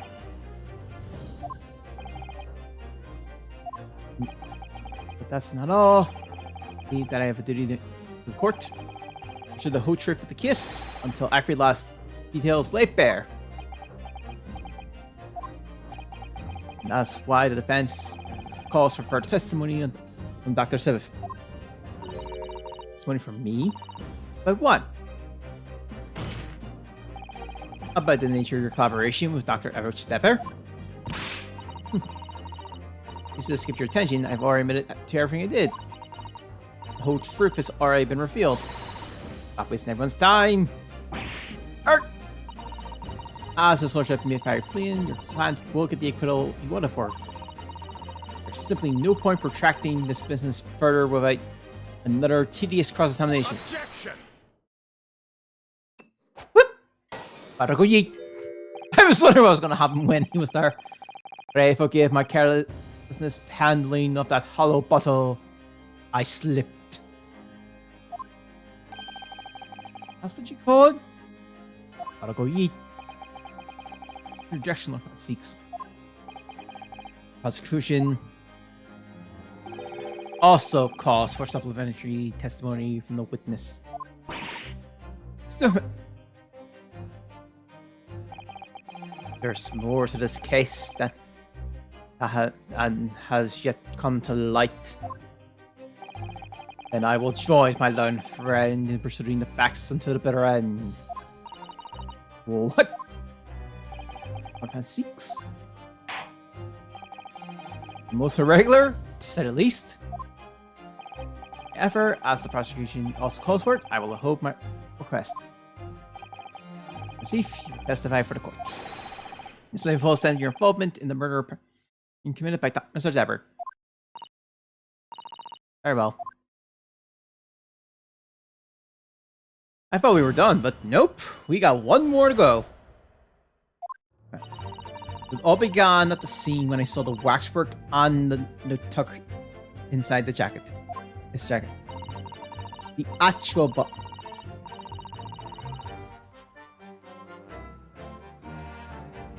Oh man! Oh wow! I'm the wrong check. New guard and the kill for me. Let's try Fisher. I'm just thinking the Kale Moose, the good part. I'm trying to think of the Kale Moose. Can't Sugar Cold. Or Hornchill. Oh, okay. That's gonna. Okay, dog. The actual body victim, as indicated, no instructions, was make the experimental stage. I'm not gonna. Body had been to arrange in certain ways to defend it. Just my job. I enlisted the help of the entire forensic investigation team to dress the scene appropriately. The truth about the execution 10 years ago is a state secret of the highest level I had to protect.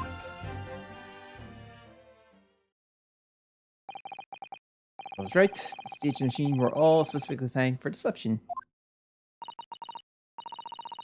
Means I didn't meticulously prepared. Well, secret.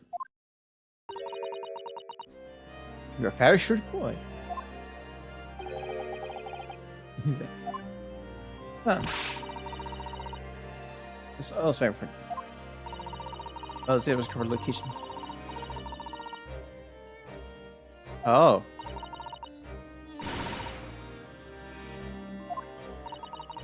Okay.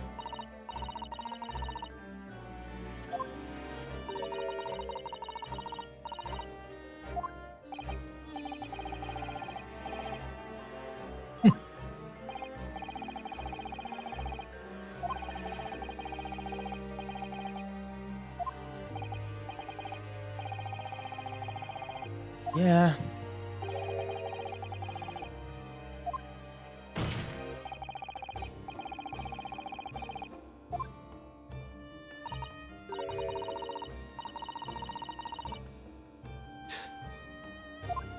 Please don't tell me we have that.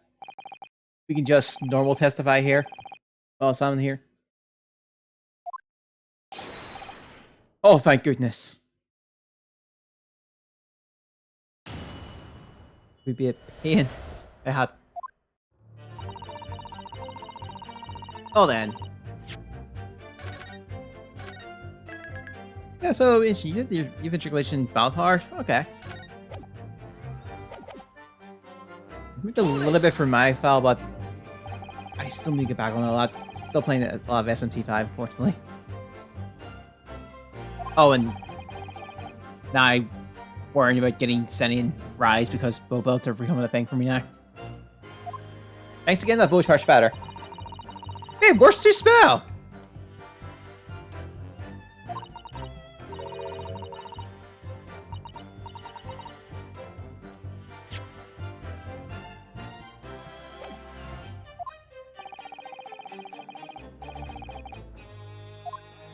Okay.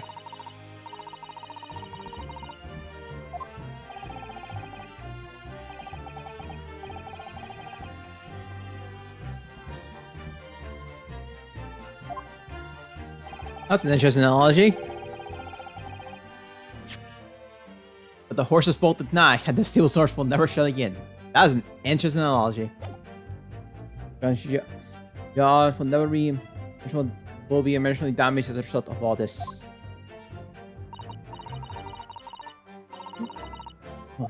Okay. Also, the fact that it's showing 2 people means I'm gonna have to get involved with something.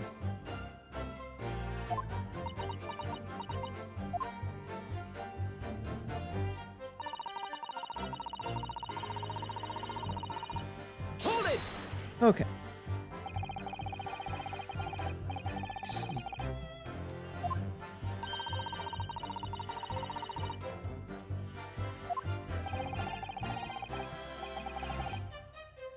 When? Oh, that, right.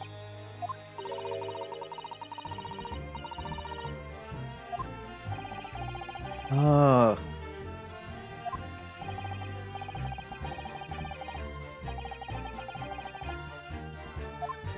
Yeah, that seems about right.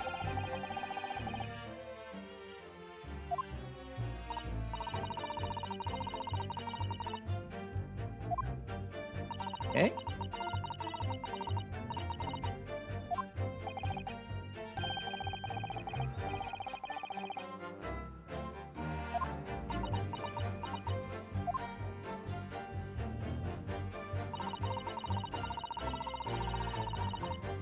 Hold it! Oh, sorry. Yeah, I think we've got probably time just to finish up this trial, and then we can wrap up. And this might be the last testimony, maybe, possibly. Who knows?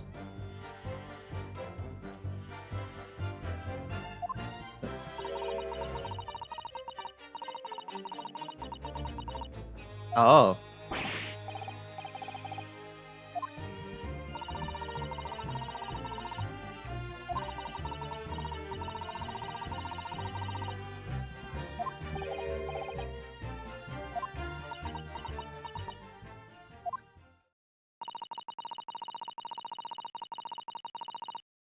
Okay.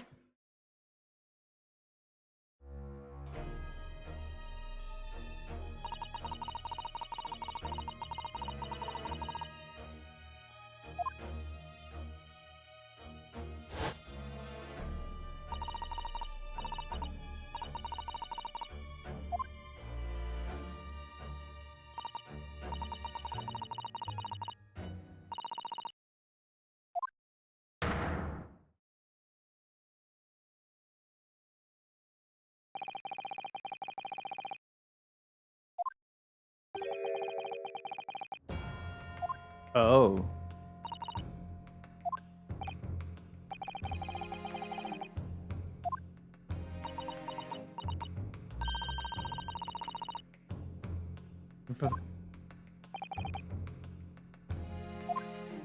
The actual death was a pretty ouch.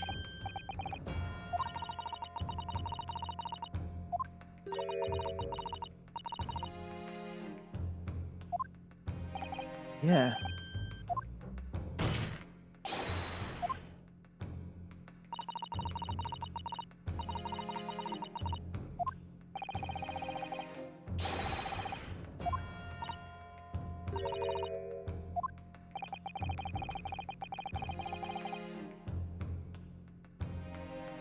Uh.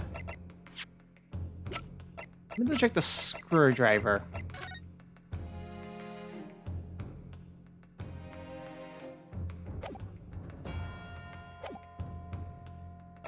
What she did.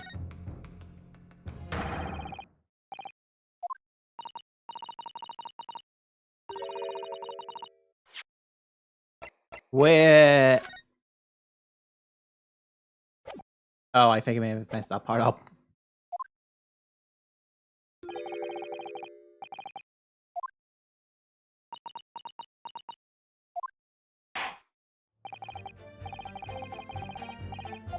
Maybe? Maybe. Oh.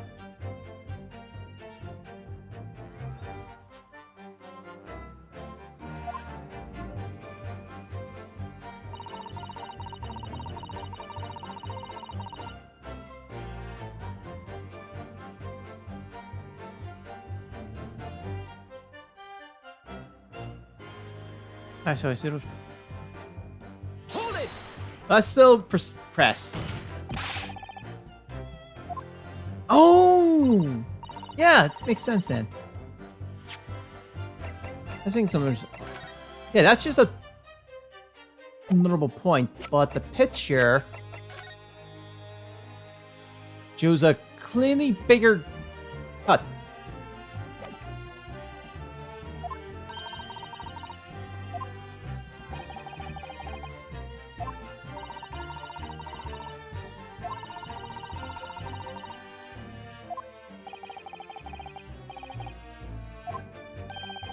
Okay.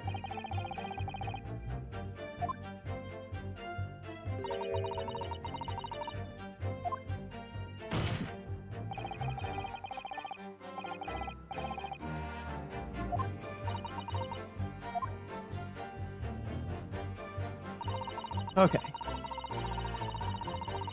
Hold it! I mean, I can always the remaining press anyway.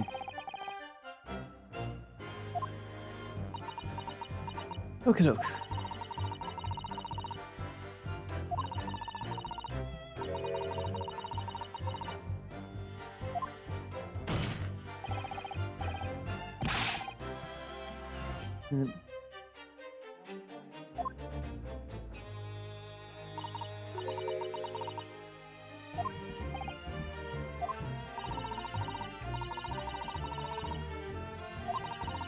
Yeah, she's determined. I'll give her that.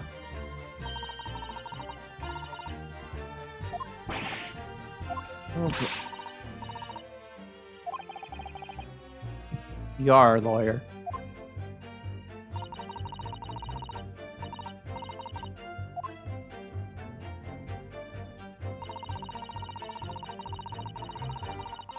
Hold it!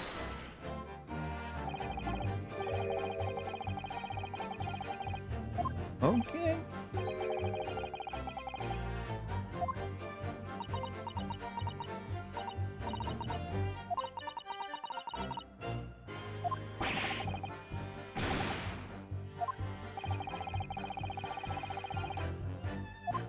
True. Yep. Okay. Nice.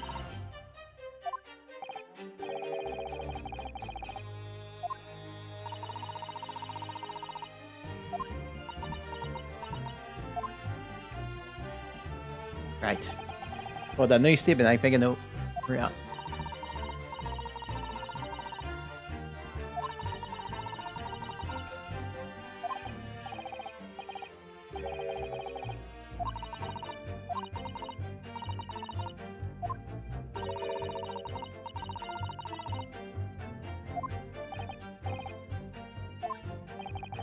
Oh, yeah.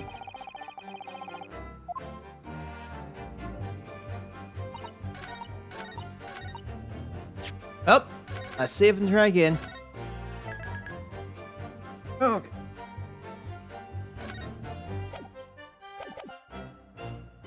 Well, let's try again. Let's start trying. Let's try this because Objection! I have a nasty feeling that this inconsistency points to an extremely uncomfortable truth. On reference to Manor Council. You lost your tongue? I apologize, my lord. Dr. Tiff, in the last statement of yours, there's just one point. That it seems to defy explanations. Out with it, my lord friend. There's an obvious inconsistency between your description and this photograph. It shows the victim in the birdcage following the events that led to his death. Objection! A court has already examined the photograph in depth. There is nothing new we can learn from it. Objection! Yes, but we have already considered it. That is true. Now we know the facts are to be different. You mean? I believe we should let the defense explain.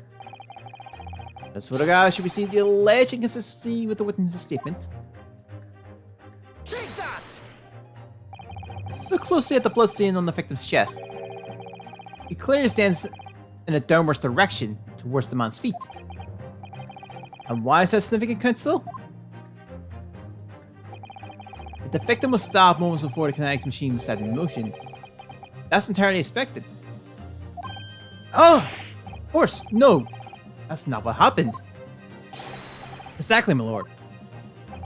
Actually, made it very clear in her testimony just now that the point in which she stole Professor Horan's screwdriver and stabbed the victim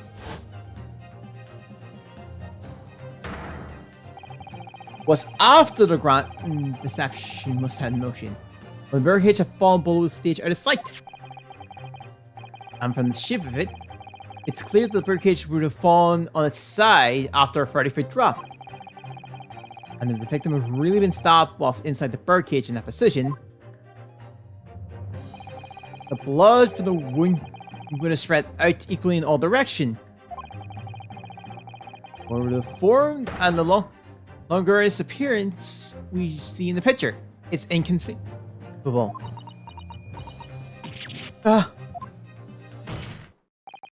Given that the victim's blood swept vertically downwards from the wound, it must have been the case that when you stabbed Mr. Osmond, he was standing up. In short, Dr. Steve, your latest statement was a total fabrication.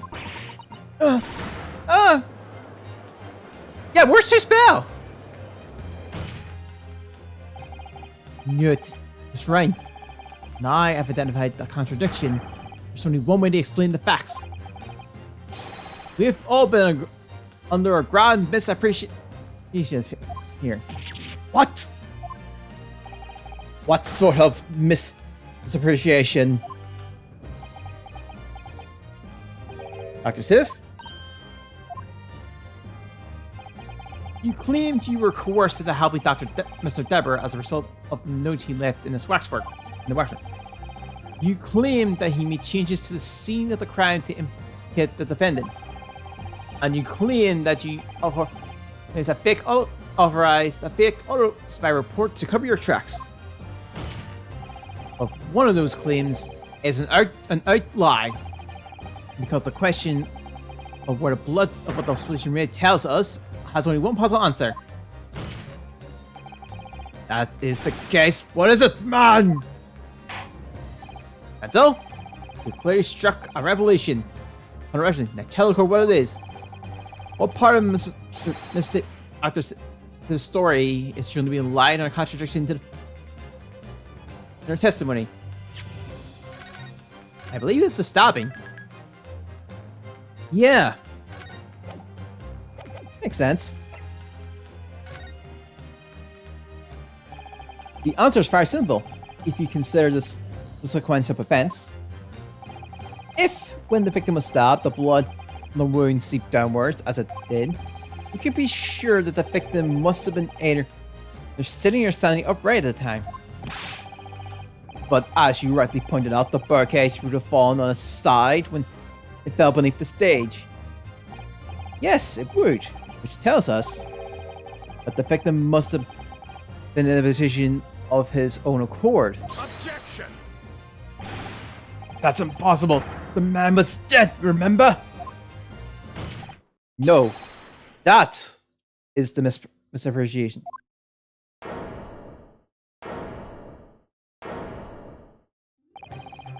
When the birdcage fell from the stage below into the void below, it must have hit the ground with considerable force.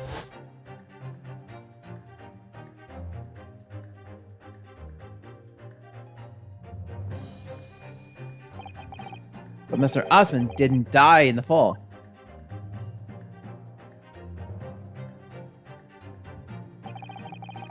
He probably lost consciousness for a while, but when he came round, he got on his feet and climbed out of the cage. Just as Dr. Siv appeared.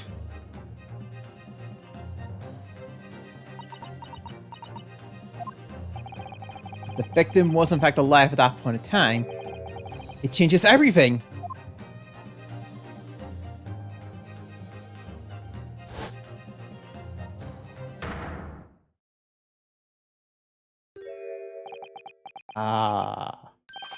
Oh. Mr. Odile Osmond's killer wasn't to defend the Professor Albert Herbrine, nor was the mastermind behind Stay Secret, Mr. Albert Stebber. It was you, Dr. Courtney Siv.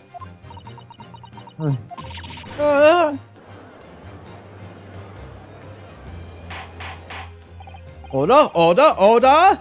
Can this possibly be true? Have you been taking me for a fool? It was you, was it? Killed him! He hoped that by admitting to being an accomplice to Mr. Deborah's scheme, the trial would end before you were accused of a far worse crime. Cold-blood murder! Oh, do shut up! You're so desperate now, you're making this all up. As if I would do something like that. Objection. I assure you, the defense is not desperate, Doctor. Senator Hurdle has established the facts using evidence and logic alone. Logic? Don't make me laugh. Sadly, your logic has a gaping hole in it. What? What do you mean? I have thought it was obvious. A motive, boy. You're lacking a motive.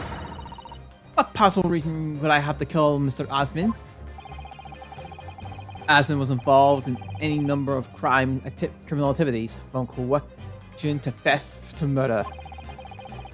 But there is no known connection to Dr. Civic here. I'm rather willing to say that it does seem somewhat far-fetched. Sure, there's no obvious motive. There's still something in the back of my mind. You know, sure, I've seen something somewhere that hints why the coroner might have done this. Yes, I might have tampered with the crime scene and concocted a fake report. Murdering someone for no reason is a very different story. Objection. No. When you questioned about what possible reason you could have for wanting to kill Mr. Osmond, something did come to mind. What? What is it, Counsel? Enlighten the court at once. Yes, we saw it yesterday, didn't we? Something that seemed strange, but we had no reason to suspect it at the time.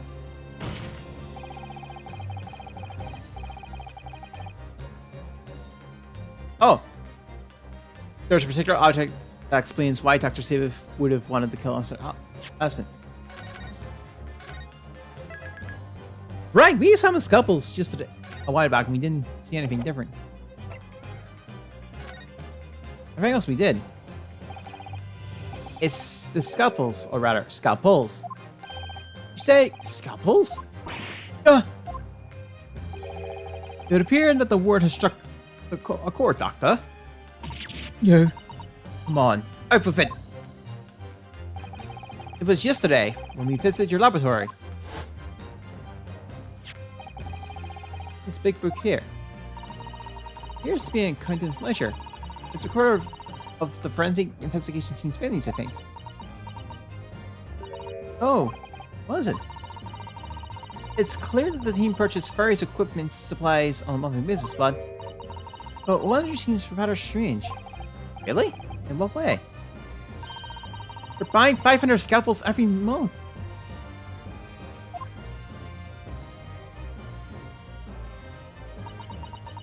Why 500? 500 scalpels?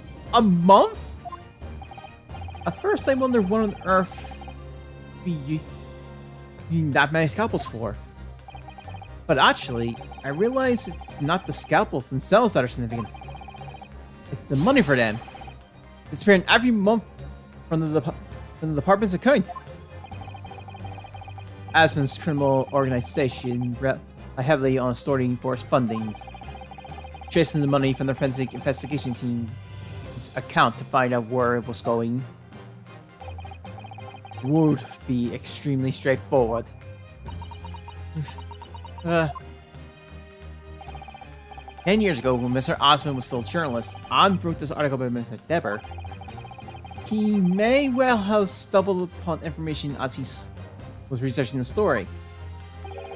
Information relating to Dr. Siva's darkest secrets that he would use to rack money from her in the next for the next decade. Darkest secret? Good lord, you mean... I don't know what happened on the night of the execution 10 years ago. Clearly, the opportunity to rid yourself of that menace was too tempting to pass up. So in the end, you weren't coerced at all, were you? You did it entirely of your own free will. You stabbed Mr. Osmond in the heart with all your might. Silenced the blackmailer who knew your dark secret forever.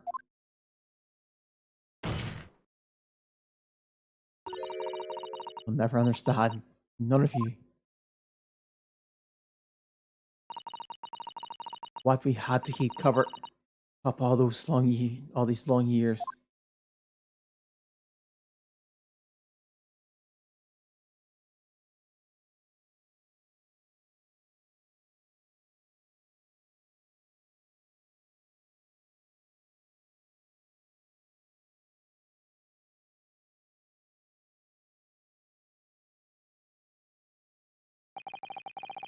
As very little of the machine remains after it was ripped apart by the bomb.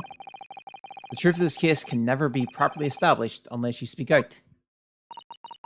And if you say not to, it's very possible that Courtney Smith will escape punishment for her crimes. Please, sir, own up what you've done, and tell the court the truth of what happened. 10 years ago, you told the truth, and you were robbed of a bright and successful future as a result. I can certainly understand your bitterness and your consideration now. However, this is surely the chance you've been waiting for to sever that hold that fate's had over for you all these years. Super high voltage instantaneous kinetics. I mean, really?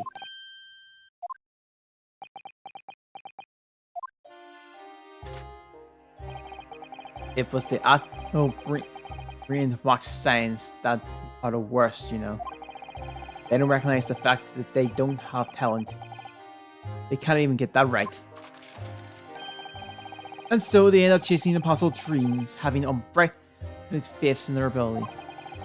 They go on and on about their wonderful hypothesis, their stupid eyes shining like a little child's. They make me sick! I can't abide their foolishness! Careful, Mr. Dever. I was particularly pleased with the kinetic machine. It made for quite a show, didn't it? So you do admit it? You admit that it was nothing more than a sham made for the purpose of killing the victim? Yes, I admit it. I did it all in the name of revenge. I was right then. What's revenge? Revenge for the fear that Mr. Osmond's article had deprived you of 10 years earlier. But the revenge you saw didn't stop at Mr. Osmond, did it?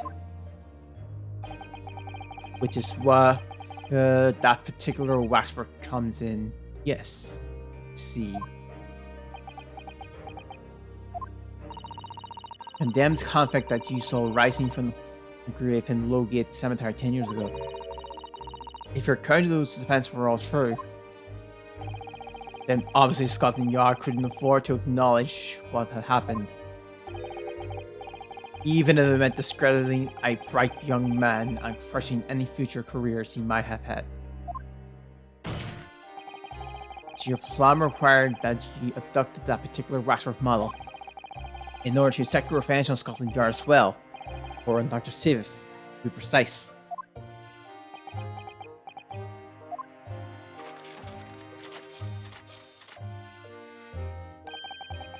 It was a year ago. By some extraordinary twist of fate, Asmund turned up at my workshop. He didn't remember who I was, of course. He just wanted to employ my services as an engineer. And he happened to have a paper with him. On an article on the front page caught my eye about the coroner who handled that bogus auto spy being appointed head of a new forensic team. When I learned that news, my cognitive processes started to devise a plan. What a horrid tale. He robbed me of my future, so I wanted to use the man's own vials against him. For revenge.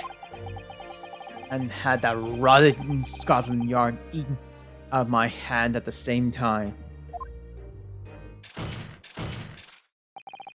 Wanted them all to suffer the same humiliation I had to suffer.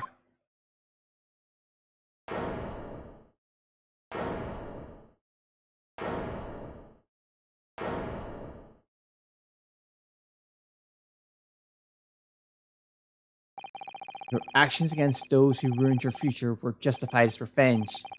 At least, to yourself.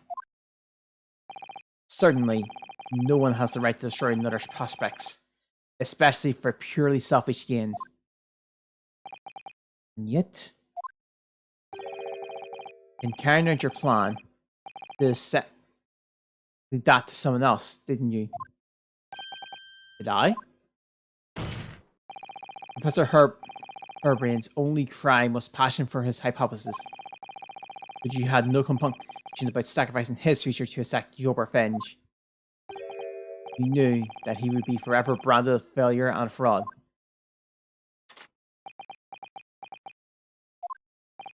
Perhaps life treated you unfairly 10 years ago, and utter misconducts left your life in tatters. But remember this. Your own actions resulted in exactly the same thing for another perfectly innocent young man.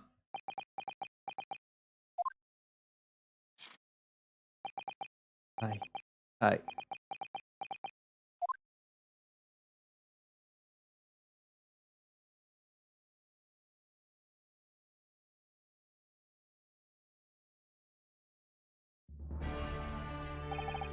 Lord of Fan 6, what of Dr. Siviv? An immediate warrant for her arrest has been granted. And she's been recommended in custody, my lord. I presume she will face trial in the coming days, along with Mr. Deber. Most regrettable situation indeed. She made great contributions to her profession over the years. It really is a hard truth to swallow. However, that is a topic for some future occasion. And I, Professor Herbrand? Oh, yes? It seems there was a great deal more to your experiment than you realize. However, I think we can assume now that all the details have been brought to light. This has been a very long and profound trial, but I'm pleased to say you're absolved of all guilt. This whole experiment has taught me a very great but painful lesson. This delicate scientist, this devotee of natural philosophy, I've been selfish and self-centered, and above all, fool. Professor, I spent my life thinking of nothing but my research. Misguidedly believing that I could do whatever I set my mind to, despite my lack of talent. And the worst of it, in the process, I've caused others pain and misery. Others who are far, far greater people than I. No, Professor. That's not true. What? Don't tar yourself with the same brush as Steba. What happened was his doing, his alone. This outcome is his fate, not yours. You're not to blame in any way. Orphan seeks. And the duration with which he referred to you earlier, calling you a fool, talentless even. That the man has no idea. To believe in yourself and work your fingers to the bone to realize your dream. That laudable, not laughable. No one has the right to deride another for such choices. Oh. Thank you, Barak. So, ladies and gentlemen of the jury. Yes, Malone? It is the court's expedition that you find the defendant not guilty of the charge of which he stands accused. I presume there are no objections? Not for me, Malone. Certainly not.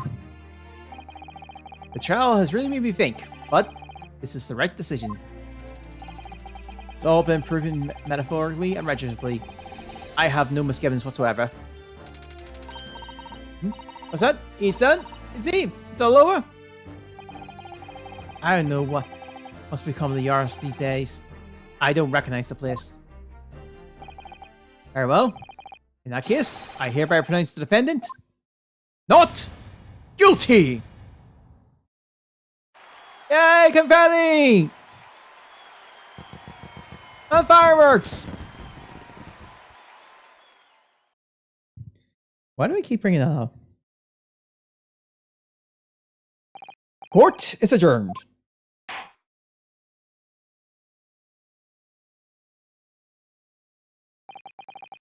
Oh, it's over. That was some trial.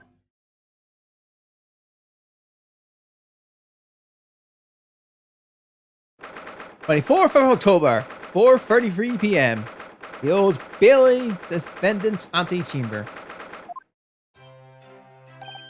Professor, what a splendid outcome, isn't it? Oh, it is! It is! Congratulations, Professor Herberin. Mr. Naruhodo? Miss Susano? I am truly besides myself of gratitude! How can I ever thank you enough? I'm just glad it's all been cleared up. That you realized you were just caught up in a bad situation.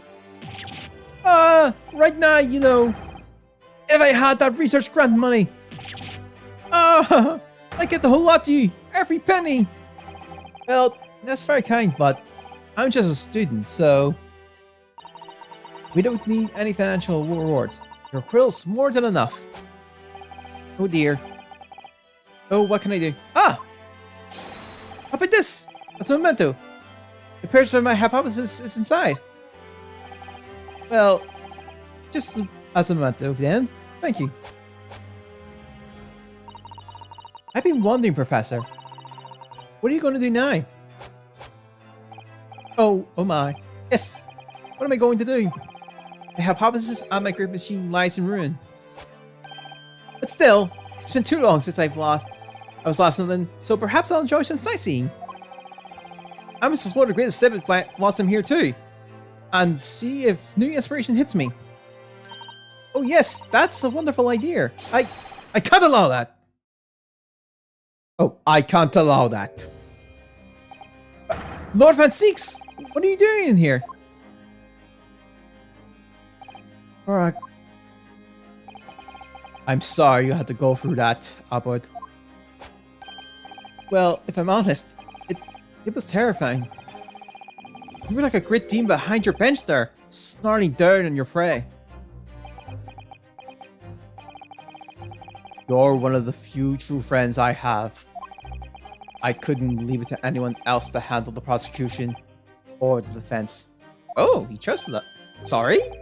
Or the defense? Did I just hear that right? I always knew you had my best interest at heart. Don't worry. How about you show me around once I'm here in town? It's been a long time since we left university. We have a lot to catch up on. Listen, Albert. In a few days, your acquittal will be made official.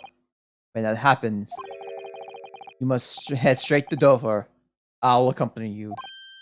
What? From there, you'll cross the channel to make your way back to Germany. I've already purchased the tickets. But no, hold on a minute, bro. What about the Great Exhibition? This is the chance of a lifetime for me. I want to look around. No sightseeing, Albert. Give up on the idea. Sometimes it's hard to see any warmth in those eyes, bro. Lord Van Six? What's this all about? A necessary precaution. Yes, I think I understand. You do? Well, Iris told me that when you meet Lord Van Six at his office some days ago, he asked how Mr. Sumi was doing. Yes, that's right. I remember being surprised at the time. I'm thinking it was nice of him to ask. The point is, Mr. Sumi is still alive and well, even though it's been more than 6 months since he stood trial with the Reaper as a prosecutor. Ah, you mean the Reaper's influence doesn't stretch overseas? Those in the Reaper's sights meet their end days, or sometime months after their acquittal. That's been the pattern up to now. But of course, we knew that both Mr. Nasumi and Gina were completely innocent. True. And perhaps that governs the Reaper's actions. The truly innocent are spared. But I don't want to take any chances with a close personal friend.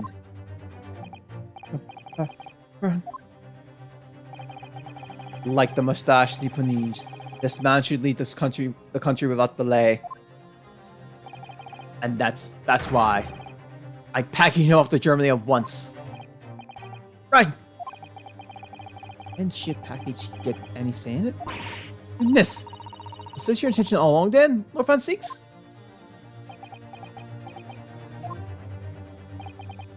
Court, whenever people think of him as the Reaper, this man seems absolutely merciless. Yet, sometimes I feel as though I don't understand him at all. It's time to go, Albert. Back to prison for the time being. Ah, yes. Alright. Well then, Mr. Naruto. Thank you so much for everything. Hello, Professor. It was a pleasure getting to know you. Best wishes, Professor Herbrin. Well, once the dust is settled, you must come and visit me in Germany. Anyway, goodbye for now.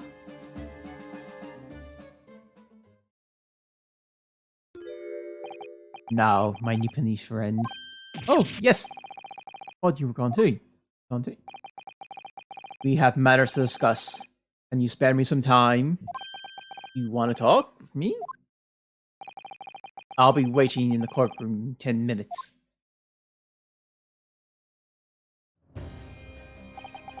Well, that was strange. For some reason, I didn't get that sense of impending doom as he walked away this time.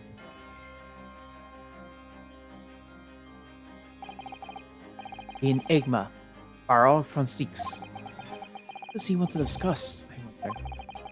The answer awaits in the courtroom, I suppose. Goes then.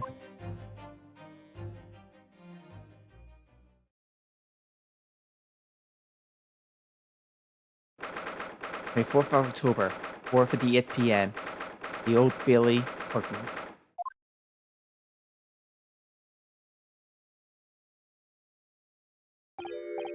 So, are you satisfied?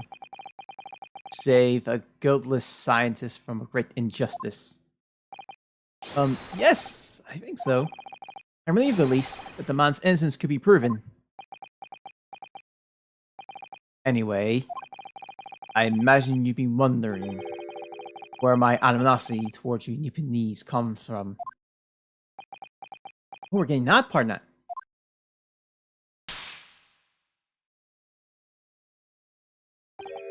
Well, at first I thought you just didn't like me. I imagined you saw me as a pretentious child from an unimportant land who had no business being here. Now, I think differently. You clearly know our ways. So I would guess that some significant incident led to your thorough dislike of my race. Will you tell me what happened, please? The professor. I thought I'd never hear that name in this courtroom again, to be honest. He took your brother's life. Clint. My brother was Clint Van Six.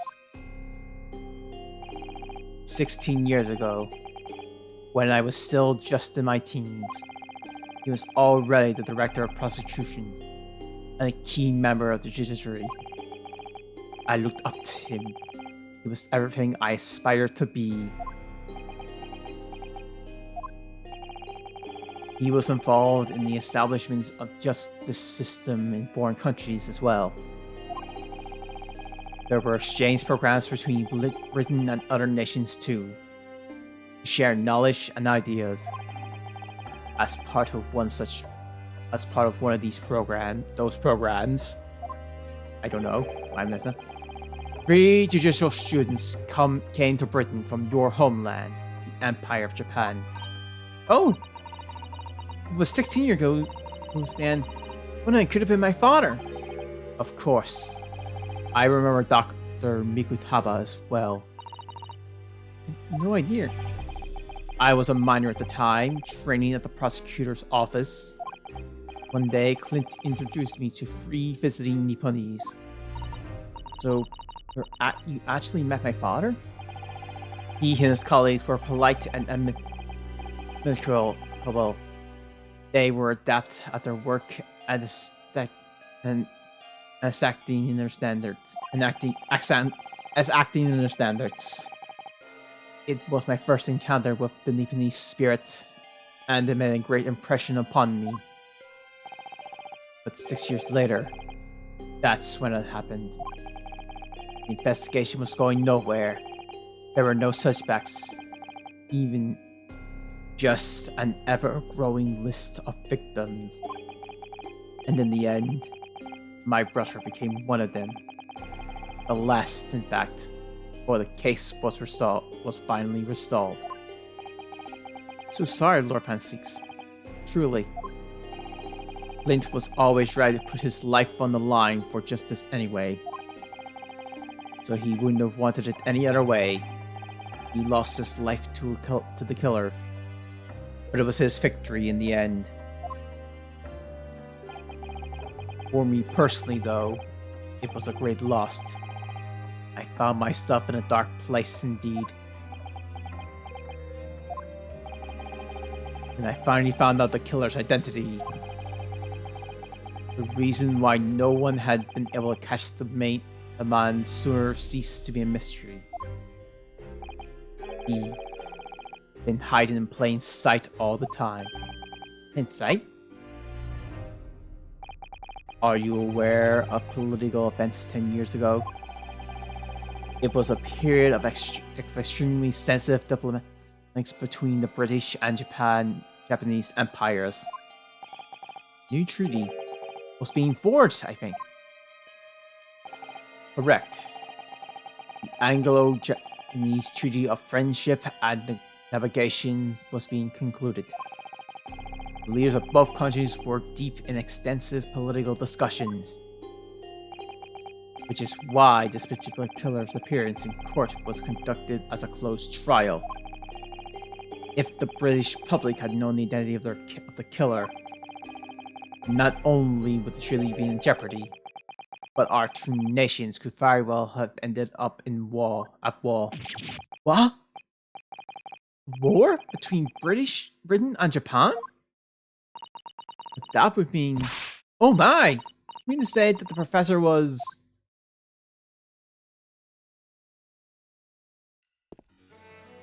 When the trial reached its conclusion earlier, I thought to myself, yes, it's time. Time for you to come face to face with this hideous monster.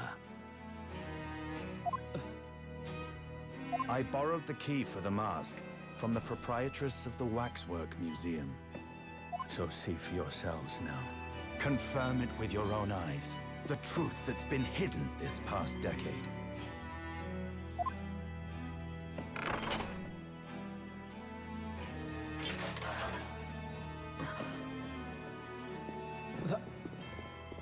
That's the professor? Yes, that's him. Until now, the thought never even crossed my mind.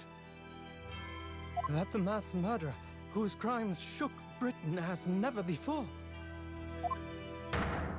was Japanese. Wait a minute. That face. I feel as though I've seen it somewhere. It's strangely familiar.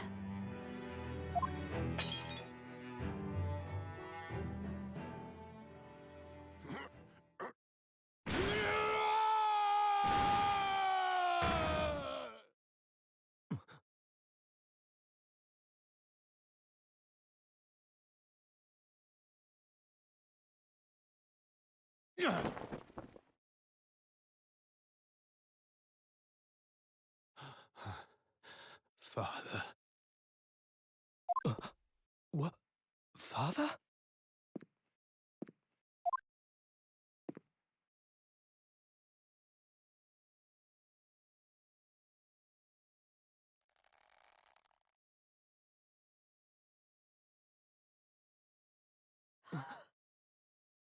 Kazuma!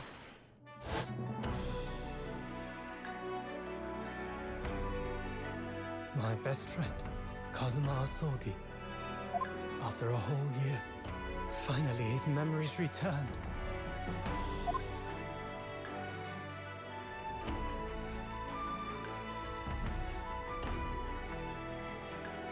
As he stood there before me,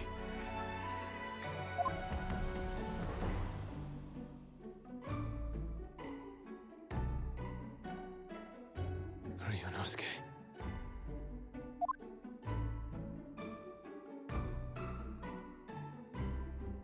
Hello again. My friend. Kazuma-sama! Judicial Assistant Mikotaba.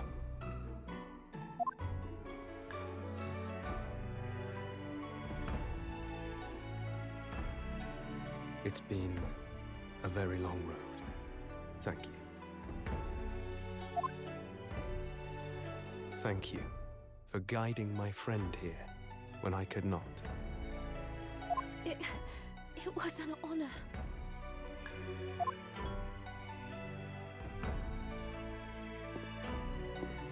I knew you wouldn't die that easily, Kazuma.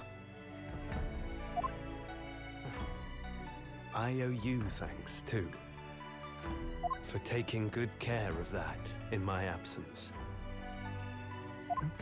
Oh.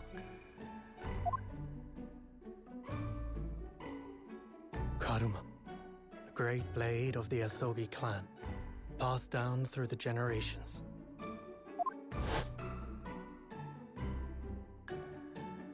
When we left Japan, this sword was at my friend's side. The Japanese man's katana is his soul, and he couldn't be parted from it. But then, when the incident happened, it was Susato-san's wish that I inherit the sword, and I've kept it with me ever since, along with my memories of the friendship we shared.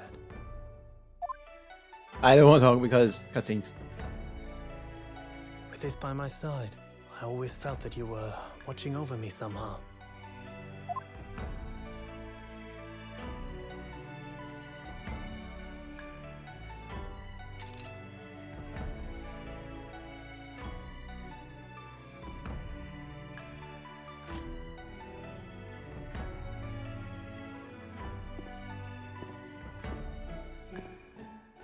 I've made it. At last. Father. Are you saying... Surely not. You mean... You knew all this time? I'm looking at it. But... I still can't believe it. This mass murderer is Kazuma's father.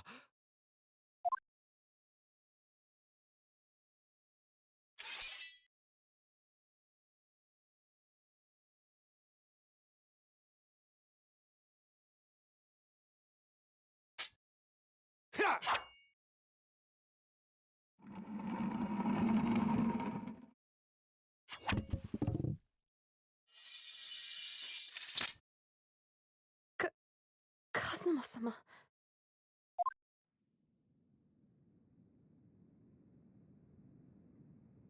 Ryunosuke, we have much to talk about, but now is not the time.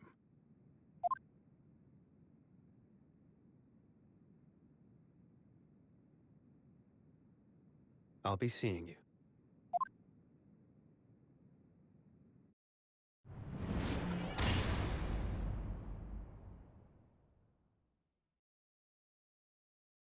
That's all Kazuma said. Before he turned and left us there, in the courtroom.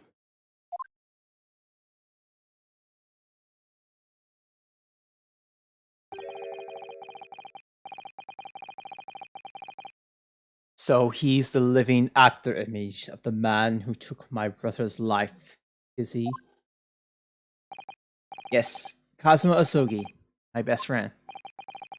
3 months ago, when Lord Strongheart introduced us, I had an inkling there was something there, some connection. Why did Lord Strongheart do that? Why did he make Kazuma Lord Van Seek's apprentice? And when was he suffering amnesia too? The man was apprehended, even executed. But his legacy just won't die. That's the sad truth. Anyway, that's all I had to say. I thank you for meeting with me as I asked.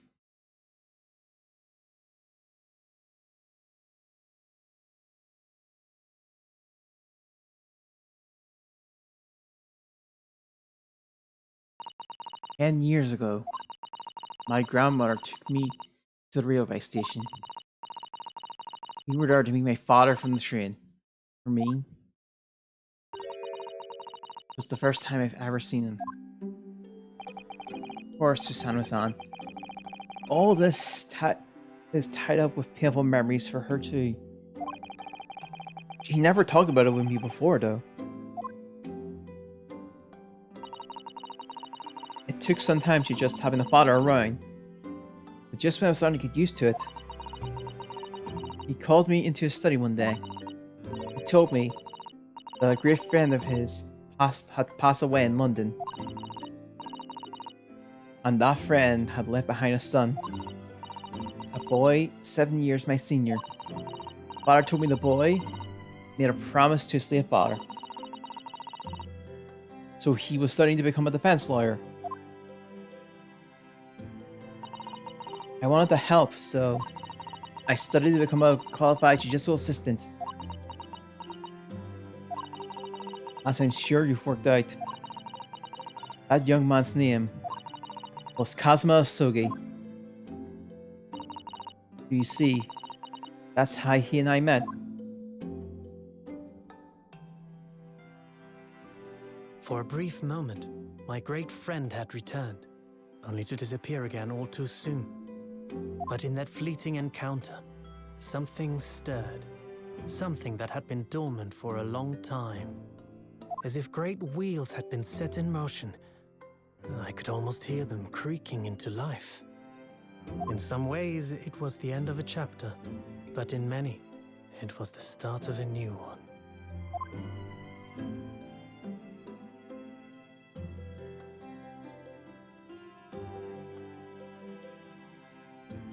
Well, that's some way we could end it though.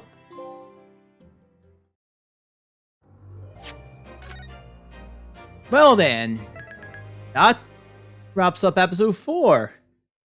Twisted Karma on his last spud. So yeah, I think we'll wrap it up here. Thanks for all tuning in. Hope you guys today. Hope you have a good week. We will be starting Twisted Karma on his last spud next time. And then eventually we'll do the resolve of Saki and Naruhodo. But yeah, we are very close to the end. Maybe. These episode 1 and episode 5 is probably going to be a very long one. So yeah, we're probably going to be done some point next year. But yeah, thanks. But so, there's a lot left to go on. Everything is literally going with the professor. There's years turning nigh. We have no idea what's happening now. So yeah, we'll see what happens next. What's to happen? And I'll see you. So with that being said, I'll see you all next time. Bye.